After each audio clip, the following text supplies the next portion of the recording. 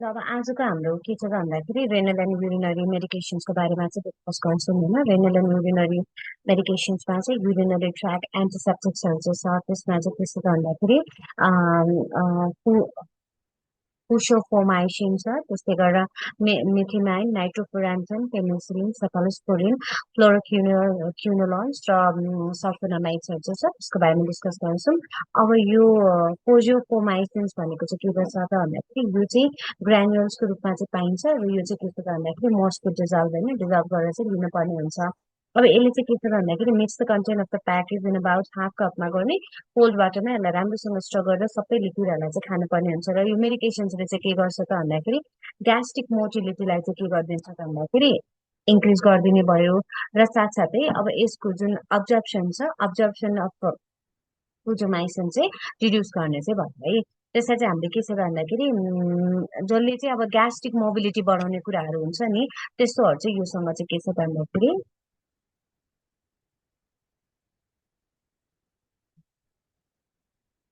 यसले चाहिँ अब्जर्प्सनलाई चाहिँ के गर्नु भयो त घटाउने काम चाहिँ गर्छ। त्यही भएर त्यस्तो खालको ड्रग्सहरू चाहिँ लिनु भएन।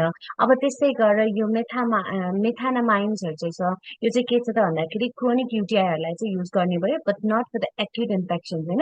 एक्युट इन्फेक्सनलाई नभएर के गर्छ त भन्दाखेरि यो चाहिँ अब क्रोनिक युटिआईजहरूमा चाहिँ युज गर्ने भयो। र यो चाहिँ के छ भन्दाखेरि मिल पछाडि र एट द टाइम बेड टाइममा चाहिँ यो गर्दाखेरि चाहिँ के भयो त यसको जुन ग्यास्ट्रिक डिस्ट्रेस गराउन सक्नुहुन्छ त्यो चान्सेसलाई चाहिँ मिनिमाइज गर्नको लागि चाहिँ हेल्प हुने भयो। र साथसाथै chronic high dose therapy can cause bladder irritations होइन। अब क्रोनिक रूपमा युज भइरहेको छ र हायर डोजमा युज भइरहेको छ भने त्यसले के गर्न सक्छ, ब्ल्याडर इरिटेसन्सहरू चाहिँ गराउन सक्ने भयो। र अब यसमा चाहिँ के छ त भन्दाखेरि अब यसमा चाहिँ required acidic urine with pH of 5.5 or lower चाहिँ के हुनु भयो त भन्दाखेरि यो चाहिँ चाहिने भयो है। अब मेथिमाजाइनमा चाहिँ के भयो भन्दाखेरि त्यही क्रोनिक युटिआईहरूको लागि चाहिँ गर्ने भयो। र युजली के हुन्छ त भन्दाखेरि जुनको युरिनको पिएच भ्यालु चाहिँ कम छ होइन, युरिन चाहिँ के हुन्छ त भन्दाखेरि एसिडिक चाहिँ हुनुपर्ने चाहिँ हुन्छ, जसले गर्दाखेरि के छ त भन्दाखेरि ब्याक्टेरियल ग्रोथहरू चाहिँ गराउन दिँदैन है। अब त्यस्तै गरेर कन्ट्रा इन्डिकेसनमा के छ भन्दाखेरि रेनल इम्पेयरमेन्ट भएको छ भनेदेखि त्यसमा गर्दाखेरि यसले के गर्न सक्छ, क्रिस्टल युरिया गराउन सक्ने चान्सेस भयो। लिभर डिस्फङ्सन छ भनेदेखि के हुनसक्छ, जुन त्यो डिकम्पोजिसन्सहरू चाहिँ के गर्न सक्छ भन्दाखेरि त्यसले गर्दाखेरि चाहिँ एमोनिया जेनेरेट गर्न चाहिँ सक्ने भयो। त्यही भएर त्यो कन्डिसन्सहरूमा पनि कन्ट्रा इन्डिकेटेड भयो। र साथसाथै फ्लुइड इन्टेकहरू चाहिँ इन्क्रिज गराउनु पर्ने हुन्छ, किनभनेदेखि यसले चाहिँ एन्टिब्याक्टेरियल इफेक्टलाई चाहिँ के छ त भन्दाखेरि कम गर्नको लागि होइन मेडिसिनलाई। र साथसाथै के छ भन्दाखेरि युरिनको पिएचलाई चाहिँ यसले बढाउने चाहिँ भयो है। त्यस्तै गरेर अब के छ भन्दाखेरि फ्लुइड इन्टेकले के गर्ने भयो, एन्टिब्याक्टेरियल इफेक्ट जुन छ त्यसलाई चाहिँ घटाइदिने भयो, किनभने डाइल्युसन भएको कारणले गर्दाखेरि। र पिएचलाई चाहिँ के छ भन्दाखेरि बढाइदिने काम चाहिँ गर्ने भयो। र यो राम्रो बेनिफिट चाहिँ कतिखेर हुन्छ भन्दाखेरि एसिडिक युरिनमा चाहिँ बेनिफिट हुने भएको कारणले गर्दाखेरि नै अब इन्क्रिजिङ फ्लुइड इन्टेक भएको बेलामा पनि दिनु चाहिँ भएन। त्यस्तै गरेर अब सल्फोनामाइडसँग चाहिँ लिनु भएन, किनभनेदेखि सल्फोनामाइड चाहिँ पनि के गर्न सक्ने भयो त क्रिस्टल युरिया गराउन सक्ने भयो। र युटिआई चाहिँ यसले गराउन सक्ने चाहिँ भयो है। अब सल्फोनामाइड र यो सँगै लिँदाखेरि अझै धेरै के हुनसक्छ, क्रिस्टल युरिया हुन सक्ने चान्सेसहरू चाहिँ हुने भयो। त्यस्तै गरेर एल्कलाइजिङ एजेन्टहरू, ओभर द काउन्टर मेडिकेसन, एन्टासिड्सहरू चाहिँ लिनु चाहिँ हुँदैन है। अब नाइट्रोफुरान्टन छ। नाइट्रोफुरान्टनले के गर्न सक्ने भयो त ग्यास्ट्रो जिआई एफेक्टहरूमा चाहिँ एनोरेक्जिया, नोजिया, भोमिटिङ, डायरियाहरू गराउँछ। र यो चाहिँ के छ त भन्दाखेरि नाइट्रोफुरान्टन चाहिँ एन्टासिड्सहरूसँग चाहिँ लिनु हुँदैन। यसले चाहिँ के गर्छ त भन्दाखेरि त्यो ड्रग्सहरूसँग रियाक्ट गर्ने भयो। तर यो चाहिँ के छ त भन्दाखेरि मिल्क अथवा मिल्कसँग चाहिँ लिनु चाहिँ के भयो त भन्दाखेरि बेनिफिसियल चाहिँ हो, जिआई इफेक्टलाई कम गर्नको लागि चाहिँ लिने भयो। अब पल्मोनरी रियाक्सन्सहरूमा चाहिँ के देखिन सक्छ त भन्दाखेरि पेसेन्टलाई dyspnoea, chest pain, chills, fever, cough, alveolar इन्फिल्ट्रेसन्सहरू चाहिँ गराउन सक्ने भयो। र यो चाहिँ युजली के हुन्छ भन्दाखेरि 2 to 4 days following the cessations of the treatment भएपछि चाहिँ के हुन्छ भन्दाखेरि यो चाहिँ घटेर जाने भयो। र साथसाथै यसको हेमाटोलोजिकल इफेक्ट्सहरू पनि देखिने भयो कि एग्रेनुलोसाइटोसिस, ल्युकोपेनिया, थ्रोम्बोसाइटोपेनिया र मेगालोब्लास्टिक एनिमिया चाहिँ गराउन सक्ने भयो। त्यही भएर चाहिँ अब यो सबै एसेसमेन्टहरू चाहिँ गर्नुपर्ने हुन्छ, लङ टर्म युजहरू गर्न मिल्दैन होइन। र साथसाथै अब पेरिफेरल न्युरोप्याथीहरू जस्तै muscle weakness, tingling sensation, numbness, हरू जस्तो पेरिफेरल न्युरोप्याथी जस्तो सिम्टम्सहरू पनि देखाउने भयो र साथसाथै न्युरोलोजिकल एफेक्ट्सहरू पनि देखाउँछ। हेडेक, भर्टिगो, ड्राउजिनेस, निस्टाग्मसहरू जस्तो सिम्टम्सहरू चाहिँ देखाउने भयो। र अब एनाफाइलेसिसमा चाहिँ के छ भन्दाखेरि अब एलर्जिक रियाक्सन छ, एनाफाइलेसिस रियाक्सन पनि हुनसक्छ, हाई र्यासेसहरू पनि हुनसक्छ। र अब यसमा चाहिँ के याद गर्नु पर्यो त, नाइट्रोफुरान्जन खाइराखेको छ भनेदेखि यसमा के हुनसक्छ त, हार्मलेस ब्राउन कलरको युरिन आउन सक्छ है। यसको बारेमा चाहिँ के छ त भन्दाखेरि यो चाहिँ हार्मलेस हो भनेर हामीले रिएस्योर गर्नुपर्छ। यो देख्ने बित्तिकै हामीले भन्दैनौँ। र साथसाथै के छ त भन्दाखेरि नाइट्रोफुरान्जन खाइराखेको पेसेन्टले चाहिँ पल्मोनरी रियाक्सन्सहरू चाहिँ देख्न सक्छ र यो चाहिँ युजली रिजल्भ हुन्छ है 2 to 4 डेजमा भन्ने कुरा पनि हामीले चाहिँ माइन्डमा राख्नुपर्ने हुन्छ है। तर धेरै जस्तो ड्रग्सहरू एन्टासिडसँग चाहिँ मिसाएर दिँदाखेरि चाहिँ त्यस्तो के हुन्छ त, ड्रग रियाक्सन्सहरू चाहिँ देख्न सकिन्छ है। त्यस्तै गरेर interfere with the accurate urine testing for the glucose and ketones, र त्यस्तै गरेर रेनल इम्पेयरमेन्ट भएको पेसेन्टहरूलाई चाहिँ के गरिन्छ, युजली कन्ट्राइन्डिकेटेड चाहिँ हुन्छ है त। अब क्वेसन है, नाइट्रोफुरान्जन is prescribed for the client with urinary tract infections. The client contact the nurse and report a cough, chills, fevers, and difficulty breathing. The nurse would make with interpretation about the client complaint. The client may have contracted the flu. The client is experiencing anaphylaxis. The client is experiencing expected effect of medications. The client is experiencing a pulmonary reactions requiring cessations of the medications. अब यसमा के भइरहेको छ त, कफ, chills, फिभर्स र difficulty breathing छ भनेपछि त्यो के हुन सक्छ, क्लाइन्टले चाहिँ पल्मोनरी रियाक्सन्सहरू देखाइरहेको छ, जसमा चाहिँ सिजेसन गर्ने र सिजेसन गरेको चाहिँ 2 to 4 डेजमा चाहिँ रिजल्भ हुन्छ भन्ने कुरा चाहिँ भनिदिनु पर्छ है। अब आयो अर्को क्वेसन चाहिँ त, the nurse receive a call from a client concerning about the eliminating brown colored urine after taking nitrofurantoin for UTI. The nurse should make which appropriate response? Continue taking the medication. The brown urine color and is occurs and is not harmful. Take magnesium hydroxide with your medications to lighten the urine color. Discontinue taking the medications and make an appointment for a urine culture. Decrease your medications to half the dose because your urine is too concentrated. अब यसमा के छ भन्दाखेरि यो magnesium hydroxide जस्तो यो एन्टासिड्सहरू भयो, यिनीहरूसँग चाहिँ युज गर्न मिलेन है। र त्यस्तै गरेर अर्को कुरा भनेको यो कलरलेस ब्राउन युरिन चाहिँ आउन सक्छ, विच इज एन्टिसिपेटेड, र त्यसको लागि इन्टरभेन्सन चाहिँ लिनु पर्दैन है। अब आयो युरिनरी ट्र्याक एनालाइसिसहरू छ। यसमा चाहिँ के छ भन्दाखेरि पेन्टोसन, पोली सल्फेट सोडियम र अर्को भनेको फेनाजाइरो पाइरिडिनहरू चाहिँ छ। अब यो चाहिँ के छ भन्दाखेरि यसको इन्डिकेसन्स भनेको कम्बाइन्ड विथ एन्टिबायोटिकसँग चाहिँ दिने भयो है। अब युटिआईसँग के हुन्छ भन्दाखेरि पेसेन्टलाई चाहिँ पेनफुल मिक्चुरेसन्स पनि हुने भयो होइन, एकदमै उसलाई युरिनेसन गर्दाखेरि गाह्रो हुने भयो। त्यसलाई म्यानेज गर्नको लागि चाहिँ के गरिन्छ, युरिनरी ट्र्याक एनालाइसिसहरू पनि दिने भयो। र त्यस्तै गरेर usually given for days round the clock until the pain relieve नभएसम्म चाहिँ के गरिन्छ, राउन्ड द क्लक चाहिँ यसलाई दिइन्छ है। अब राउन्ड द क्लक दिने भनेको चाहिँ कस्तो छ भन्दाखेरि रुटिनली दिने भयो क्या, जस्तो एसओएसमा दिने होइन कि पेसेन्टलाई चाहिँ अब त्यो पेन नहोस् भन्नको लागि चाहिँ के गरिन्छ त, राउन्ड द क्लक नै राखेर दिइन्छ। अब यसको साइड इफेक्ट्स एन्ड एडभर्स इफेक्ट्सहरूमा चाहिँ के छ भन्दाखेरि पेसेन्टलाई चाहिँ अब नजिया हुने भयो होइन। अब त्यस्तै गरेर के हुन्छ त भन्दाखेरि भर्टिगो, हेडेकहरू चाहिँ देख्न सक्छ है। अब त्यस्तै गरेर अब यसको नर्सिङ कन्सिडरेसनमा के गर्नुपर्छ भन्दाखेरि the nurse will turn the urine will turn red and orange and cuff stain cloth, tears and contact lenses will also be present, will also become red and orange tinted भनेर चाहिँ यो कुराहरू चाहिँ भनिदिनु पर्ने हुन्छ क्या। उसको चाहिँ के हुन सक्छ त भन्दाखेरि युरिन यो कलर है, यो चाहिँ एकदम याद गर्नुपर्छ। पेसेन्टले चाहिँ यो फेनोजाइरोडाइनहरू लिइराखेको छ भनेदेखि उसको के हुन सक्छ, रेड अथवा अरेन्ज कलरको चाहिँ हुन सक्छ है युरिन। त्यस्तै गरेर टियर, कन्ट्याक्ट लेन्सेसहरू पनि अरेन्ज र रेड टिङ चाहिँ हुन सक्छ भन्ने कुराहरू चाहिँ भनिदिनु पर्ने हुन्छ। त्यसको लागि चाहिँ के गर्ने त भन्दाखेरि पेसेन्टलाई वेयर सेनिटरी न्यापकिन्सहरू लगाउने, eye glasses wall taking this drugs, किनभनेदेखि पेसेन्टलाई चाहिँ के छ त भन्दाखेरि आई ग्लासेसहरू लगाउने, कन्ट्याक्ट लेन्सेसहरू लगाएको छ भने के हुन सक्छ त भन्दाखेरि कन्ट्याक्ट लेन्सेस भन्दा पनि आई ग्लासेसहरू चाहिँ सजेस्टेड चाहिँ हुन्छ है यसमा चाहिँ। र त्यस्तै गरेर अब किनभने कन्ट्याक्ट लेन्सेसहरू पनि डिस्कलर भएर चाहिँ जान सक्ने चाहिँ हुन्छ, त्यही भएर। र त्यस्तै गरेर contraindicated in the client with hepatic or renal डिजिजहरू भएकोलाई चाहिँ के गरिन्छ भन्दाखेरि यो ड्रग्सहरू चाहिँ कन्ट्राइन्डिकेटेड चाहिँ भयो है, किनभनेदेखि त्यसको त्यो मेटाबोलिजम र त्यसको एक्सक्रिसन को पार्ट भएको कारणले गर्दाखेरि पनि तिनीहरूमै यदि प्रब्लम छ भनेदेखि त्यो कन्ट्राइन्डिकेटेड हुन्छ। त्यसै गरी interfere with the accurate urine testing for the glucose and ketones है।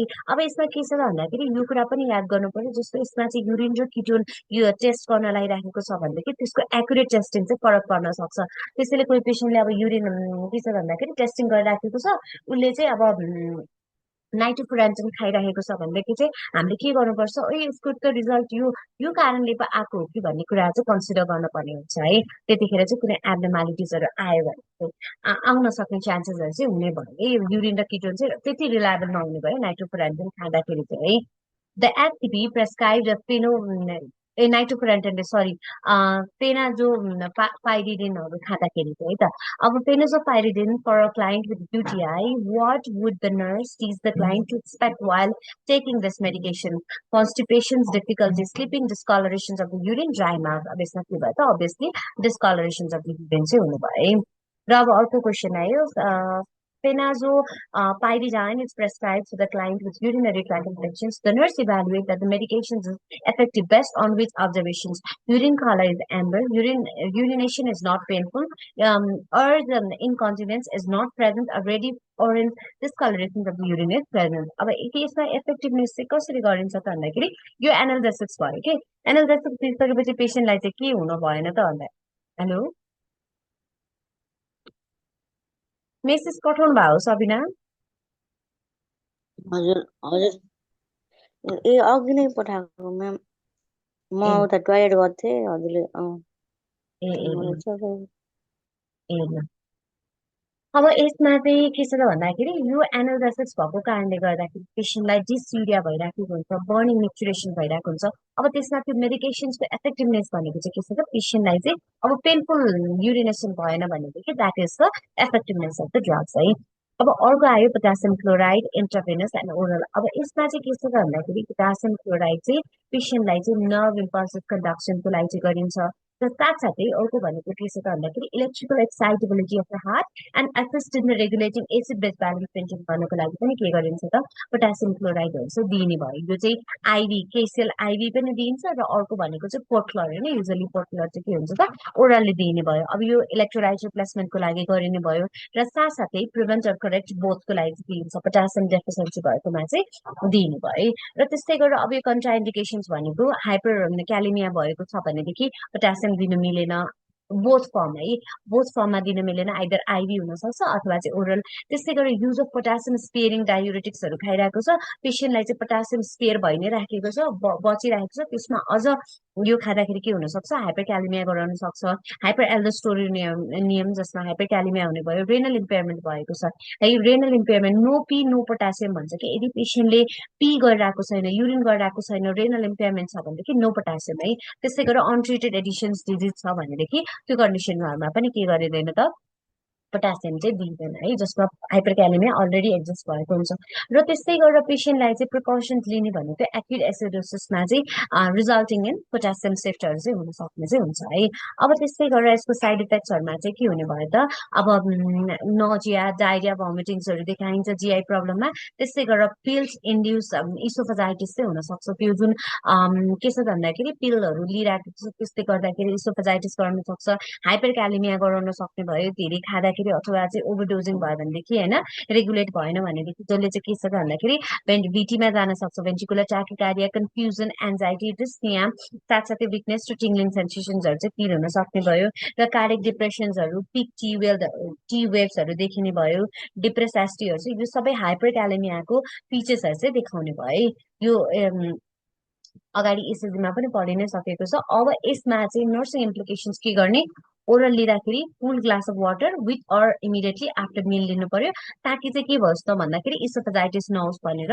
र अपराइट पोजिसनमा फर एटलिस्ट 30 मिनट्समा बस्ने, ताकि चाहिँ के नहोस् त भन्दाखेरि त्यो लज नभएर नबसोस्। अब लजिङ भइदियो, पिल्सहरू कुनै लिएको छ भनेदेखि त्यो लज नहोस् होइन, त्यही अड्केर नबसोस् र इसोफेजाइटिस नगराओस् भन्नको लागि गरिने भयो। र सस्टेन रिलिज ट्याब्लेटहरू चाहिँ are preferred because they are convenient and better to already है। अब यसमा चाहिँ के छ भन्दाखेरि हाम्रोमा चाहिँ युजली पिल्सहरू पिल्सहरू चाहिँ पाउँदैन होइन, बाहिरतिर चाहिँ अब सस्टेन रिलिज पिल्सहरू पनि पाउने भयो, अब यसमा चाहिँ पिल्सको फर्ममा पनि पाउनु भयो है। अब त्यस्तोहरूलाई चाहिँ के छ भन्दाखेरि जहिले पनि अब यसमा चाहिँ ओरल मेडिकेसन यदि छ भनेदेखि यो चाहिँ के भयो भन्दाखेरि सस्टेन रिलिज पिल्सहरू चाहिँ प्रिफर्ड हुने भयो, किनभनेदेखि यो चाहिँ बेटर टलरेटेड हुन्छ र never crush or chew the sustain release है। जहिले पनि यो sustain release SR extended release लेखेको चाहिँ हामीले के गर्न मिल्दैन, क्रस गर्न मिल्दैन। त्यसको मेकानिजम कस्तो हुन्छ त भन्दाखेरि त्यसले बिस्तारै काम गरोस्, सस्टेनली रिलिज होस्, त्यसले त्यसको एफेक्टिभ देखाओस् भन्नको लागि गरिएको हुन्छ।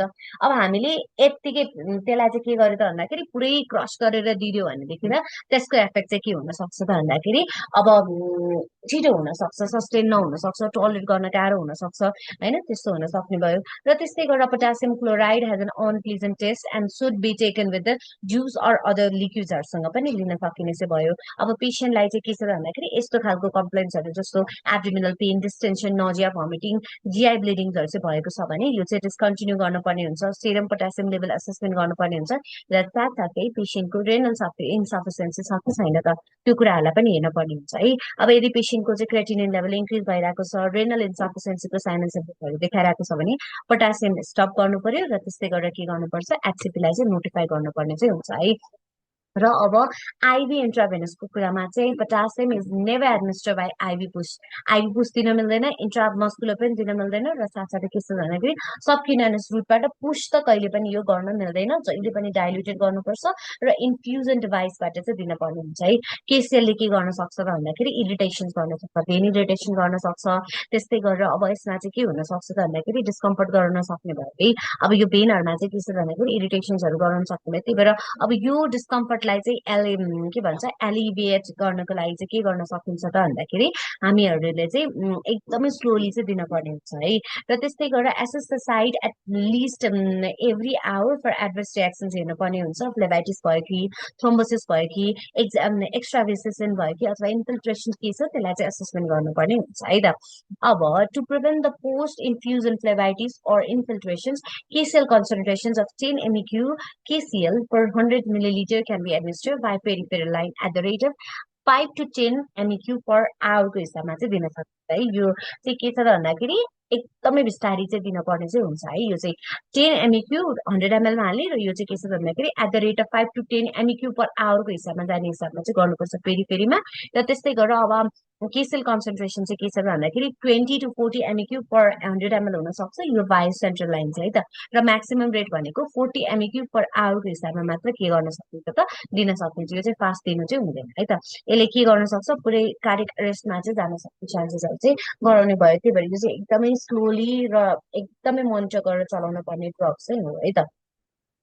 A client with a chronic heart failure is being discharged home on furosemide and sustained release potassium chloride tablets, which instructions should related to the potassium supplement should the nurse give to the client.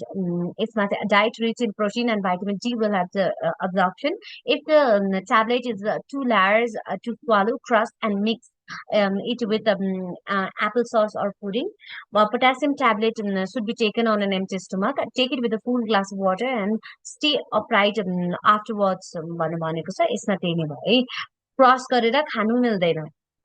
त्यस्तै गरेर के छ भन्दाखेरि anti स्टोमकमा भन्दा पनि ठ्याक्क खाना खाने बित्तिकै चाहिँ यो चाहिँ के गर्नुपर्छ त, खानुपर्ने चाहिँ हुन्छ है। अब a client has a serum potassium level of 2.8 MEq per liter and prescribed IV KCl. The nurse administered 10 MEq KCl for 100 ml, 5% dextrose in water at 100 ml per hour through peripheral IV line. Shortly after the infusion of the initiations of the infusion, the client reports feeling burning and discomfort at the IV site. What is the nurse priority action? Notify the HCP to request a PICC line. Notify the HCP to request an oral preparations of the KCl. Slow the rate of KCl infusion. Slow the infusion of KCl immediately. अब यसमा के गर्नु पर्यो, sign of infiltration चाहिँ देखाइरहेको छ, जस्तो पेसेन्टलाई के भइरहेको छ त, बर्निङ डिस्कम्फर्ट चाहिँ भइरहेको छ आइभी साइडमा। अब त्यसमा के गर्ने त, रेटलाई चाहिँ स्लो गरिदिनु पर्ने चाहिँ हुन्छ है। उसको डोजहरू चाहिँ ठिक छ, सबै ठिक छ, र यो चाहिँ के छ भन्दाखेरि बर्निङ सेन्सेसन हुनु चाहिँ एक्सपेक्टेड हो। त्यसमा चाहिँ अब त्यसको बेटर रिजल्टको लागि अथवा चाहिँ पेसेन्टलाई डिस्कम्फर्ट नहोस् भनेर फ्लोर रेटमा चाहिँ हामीले गर्छौँ है। अब the nurse is caring for hospitalized client with an acute exacerbations of the heart failure. The nurse received digoxin 0.5 mg PO oral daily, furosemide 40 mg PO twice, and potassium chloride 20 mg PO twice daily. This the client should report that the client has trouble swallowing the large KCl pill. The client potassium level is 3.7. What action should the nurse take first? Consult with the pharmacist to see if other form of KCl are available.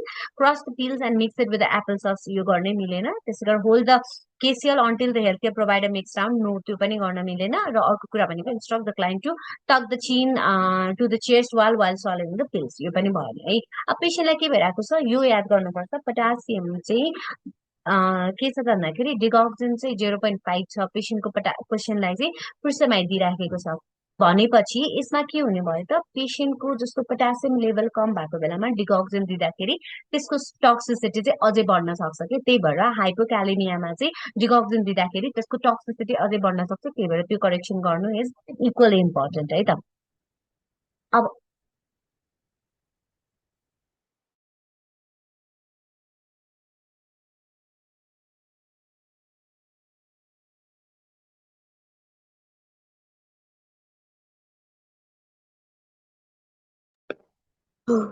Ma'am आवाज आ रही है। त अब अर्को question आयो है त।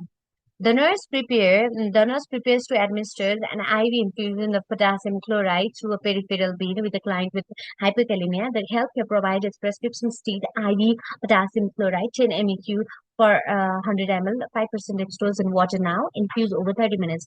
What is the nurse priority action? Assess the patency of the peripheral IV site. Check the most current serum potassium level. Contact the HCP and verify the prescriptions. र त्यस्तै गरेर set the electronic IV pump to 100 ml per hour. अब यसमा के भइरहेछ त भन्दाखेरि 10 MEq KCl चाहिँ 100 ml 30 मिनट्समा दियो भन्नु, यो ऱ्यापिड इन्फ्युजन कर भनिरहेको छ, त्यही भएर उसलाई चाहिँ कन्फर्म गर्ने र प्रेस्क्रिप्सनलाई चाहिँ के गर्नुपर्छ, भेरिफाई गर्नुपर्ने चाहिँ हुन्छ है त। किनभने 10 MEq पर आवरको हिसाबमा चाहिँ के गर्नुपर्ने हुन्छ, यसलाई चाहिँ ट्रान्सफ्युजन गर्नुपर्ने चाहिँ हुन्छ है त। सोडियम एकदमै, पोटासियम एकदमै इम्पोर्टेन्ट छ, किनभनेदेखि यसले के गर्न सक्छ त, कार्डियक अरेस्टमा चाहिँ जान सक्ने चाहिँ हुन्छ है, त्यही भएर चाहिँ एकदमै राम्रोसँग गर्नुपर्ने। सोडियम पोलिस्टरेट सल्फोनेट छ, यो चाहिँ के छ भन्दाखेरि माइल्ड टु मोडरेट हाइपरक्यालेमियालाई ट्रिट गर्नको लागि चाहिँ दिने भयो। यसले चाहिँ के छ भन्दाखेरि यो चाहिँ केमा काम गर्छ त, अब हाइपरक्यालेमियाको लागि दिने ड्रग भयो त, यो चाहिँ जिआई ट्र्याकमा चाहिँ के गर्छ त भन्दाखेरि यसले चाहिँ sodium for potassium by excreting the excess पोटासियमलाई चाहिँ के गर्छ त भन्दाखेरि थ्रु स्टुलबाट चाहिँ निकाल्ने भयो है। यो जुन सोडियम पोलिस्टिरेन सल्फोनेटहरू चाहिँ यसले चाहिँ स्टुलको थ्रुबाट चाहिँ निकाल्ने भयो। र त्यस्तै गरेर यसमा चाहिँ के छ भन्दाखेरि ओरल अथवा रेक्टल रुटबाट त्यसलाई दिन सक्छ, रिटेन्सन एनिमाको थ्रु चाहिँ दिन सकिन्छ। यसको साइड इफेक्ट चाहिँ के हुन सक्छ त, पेसेन्टलाई फ्रिक्वेन्ट लुज स्टुलहरू देख्न सक्छ, हाइपोक्यालेमिया हुन सक्ने भयो, पेसेन्टलाई चाहिँ पाल्पिटेसन्स, लेथर्जी, क्राम्पिङहरू देख्न सक्ने भयो, फ्लुइड ओभरलोड हुन सक्छ, किनभनेदेखि सोडियम कन्जर्भेसन भइराखेको छ नि त, सोडियम कन्जर्भ भइरहेको छ, जसले गर्दाखेरि वाटरलाई पनि कुल गर्ने भयो, त्यही भएर फ्लुइड ओभरलोड हुन सक्छ। र साथसाथै के छ भन्दाखेरि पेसेन्टको चाहिँ इन्टरस्टिसल नेक्रोसिस चाहिँ हुन सक्छ। यदि क्लाइन्टलाई चाहिँ के छ भन्दाखेरि नर्मल बाउल फङ्सनिङ नभइकन हामीले यो दियो भने त्यसले के गर्न सक्छ, इन्टेस्टिनल नेक्रोसिस चाहिँ गराउन सक्छ, जस्तो पोस्ट सर्जरी कन्स्टिपेसन छ, फिकल इन्फेक्सन छ भनेदेखि हाइपोक्यालेमियालाई यसमा के हुनुपर्छ, नर्मल बाउल फङ्सनिङ चाहिँ हुनुपर्छ है त पेसेन्टलाई यो हाइपरक्यालेमिया करेक्सन गर्नको लागि चाहिँ। किनभनेदेखि यो बाउलको थ्रु नै निकाल्ने हो नि त, दिशाको थ्रु निकाल्ने भएको कारणले गर्दाखेरि। अब यसमा चाहिँ इलेक्ट्रोलाइट लेभलहरू असेस गर्नुपर्छ, भाइटल साइन्सहरू हेर्ने कुराहरू भयो, त्यसै गरेर नर्मल बाउल फङ्सनिङ चाहिँ एडमिनिस्टर के भन्छ अस्योर गर्नुपर्ने हुन्छ होइन, ताकि चाहिँ के नहोस् त भन्दाखेरि इन्टेस्टिनल नेक्रोसिस नहोस् भनेर। त्यस्तै गरेर कन्स्टिपेसन्स र स्टुल इम्प्याक्सन छ कि अथवा चाहिँ कस्तो छ, उसको रिसेन्ट बाउल प्याटर्न्सहरू चाहिँ कस्तो छ, त्यसलाई पनि एसेसमेन्ट गर्नु चाहिँ के छ भन्दाखेरि इक्वली इम्पोर्टेन्ट चाहिँ हुन्छ है। ल अब क्वेसन आयो, the nurse administer sodium polystyrene sulfonate by mouth to the client with a chronic kidney disease. The nurse evaluate that the therapy is effective when the value is noted on the following up results: calcium level 7.4, creatinine 4, phosphorus 3.9, potassium 4.9 अब यसमा चाहिँ के छ त भन्दाखेरि अब फलोअप्स रिजल्टमा चाहिँ के भयो त भन्दाखेरि which the nurse evaluate that the therapy is effective भनेको पोटासियम लेभल चाहिँ के छ त भन्दाखेरि कम भएको छ होइन 3.5 टु 5.2 यसको नर्मल रेन्ज भनेर चाहिँ के छ त भन्दाखेरि कम छ त्यही भएर नर्मल रेन्ज चाहिँ विदिन नर्मल रेन्जमा छ त्यही भएर यो चाहिँ इफेक्टिभ चाहिँ भयो है त अब अर्को क्वेसन आयो यसले चाहिँ के छ त भन्दाखेरि यसको भन्नुको मतलब चाहिँ यो जुन हाम्रो सोडियम पोलिस्टिरेनले चाहिँ अरू एलिमेन्ट्सहरूलाई चाहिँ घटाउँदैन क्या जस्तो क्याल्सियम क्रेटिनिन फस्फोरसलाई काम गर्दैन यसले चाहिँ पोटासियमलाई चाहिँ निकाल्नको लागि चाहिँ हेल्प गर्ने भयो है त कम गर्नको लागि चाहिँ हेल्प गर्ने भयो ल अब the nurse is preparing to administer the sodium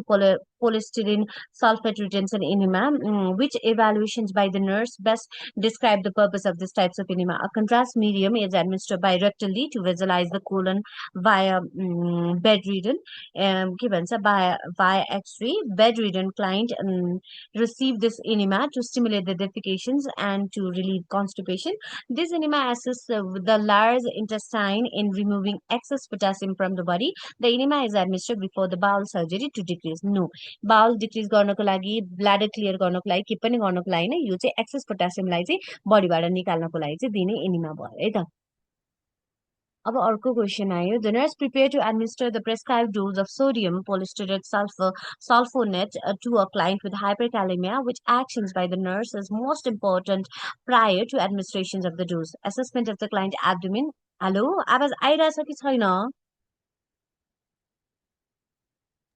अच्छा आएन भने चाहिँ मलाई भन्नु ल किनभने बेला बेलामा मेरो अनस्टेबल नेटवर्क भनेर देखाइरहेछ इफ त्यस्तो भयो भने भन्नु म डाटा लिएर गर्छु है त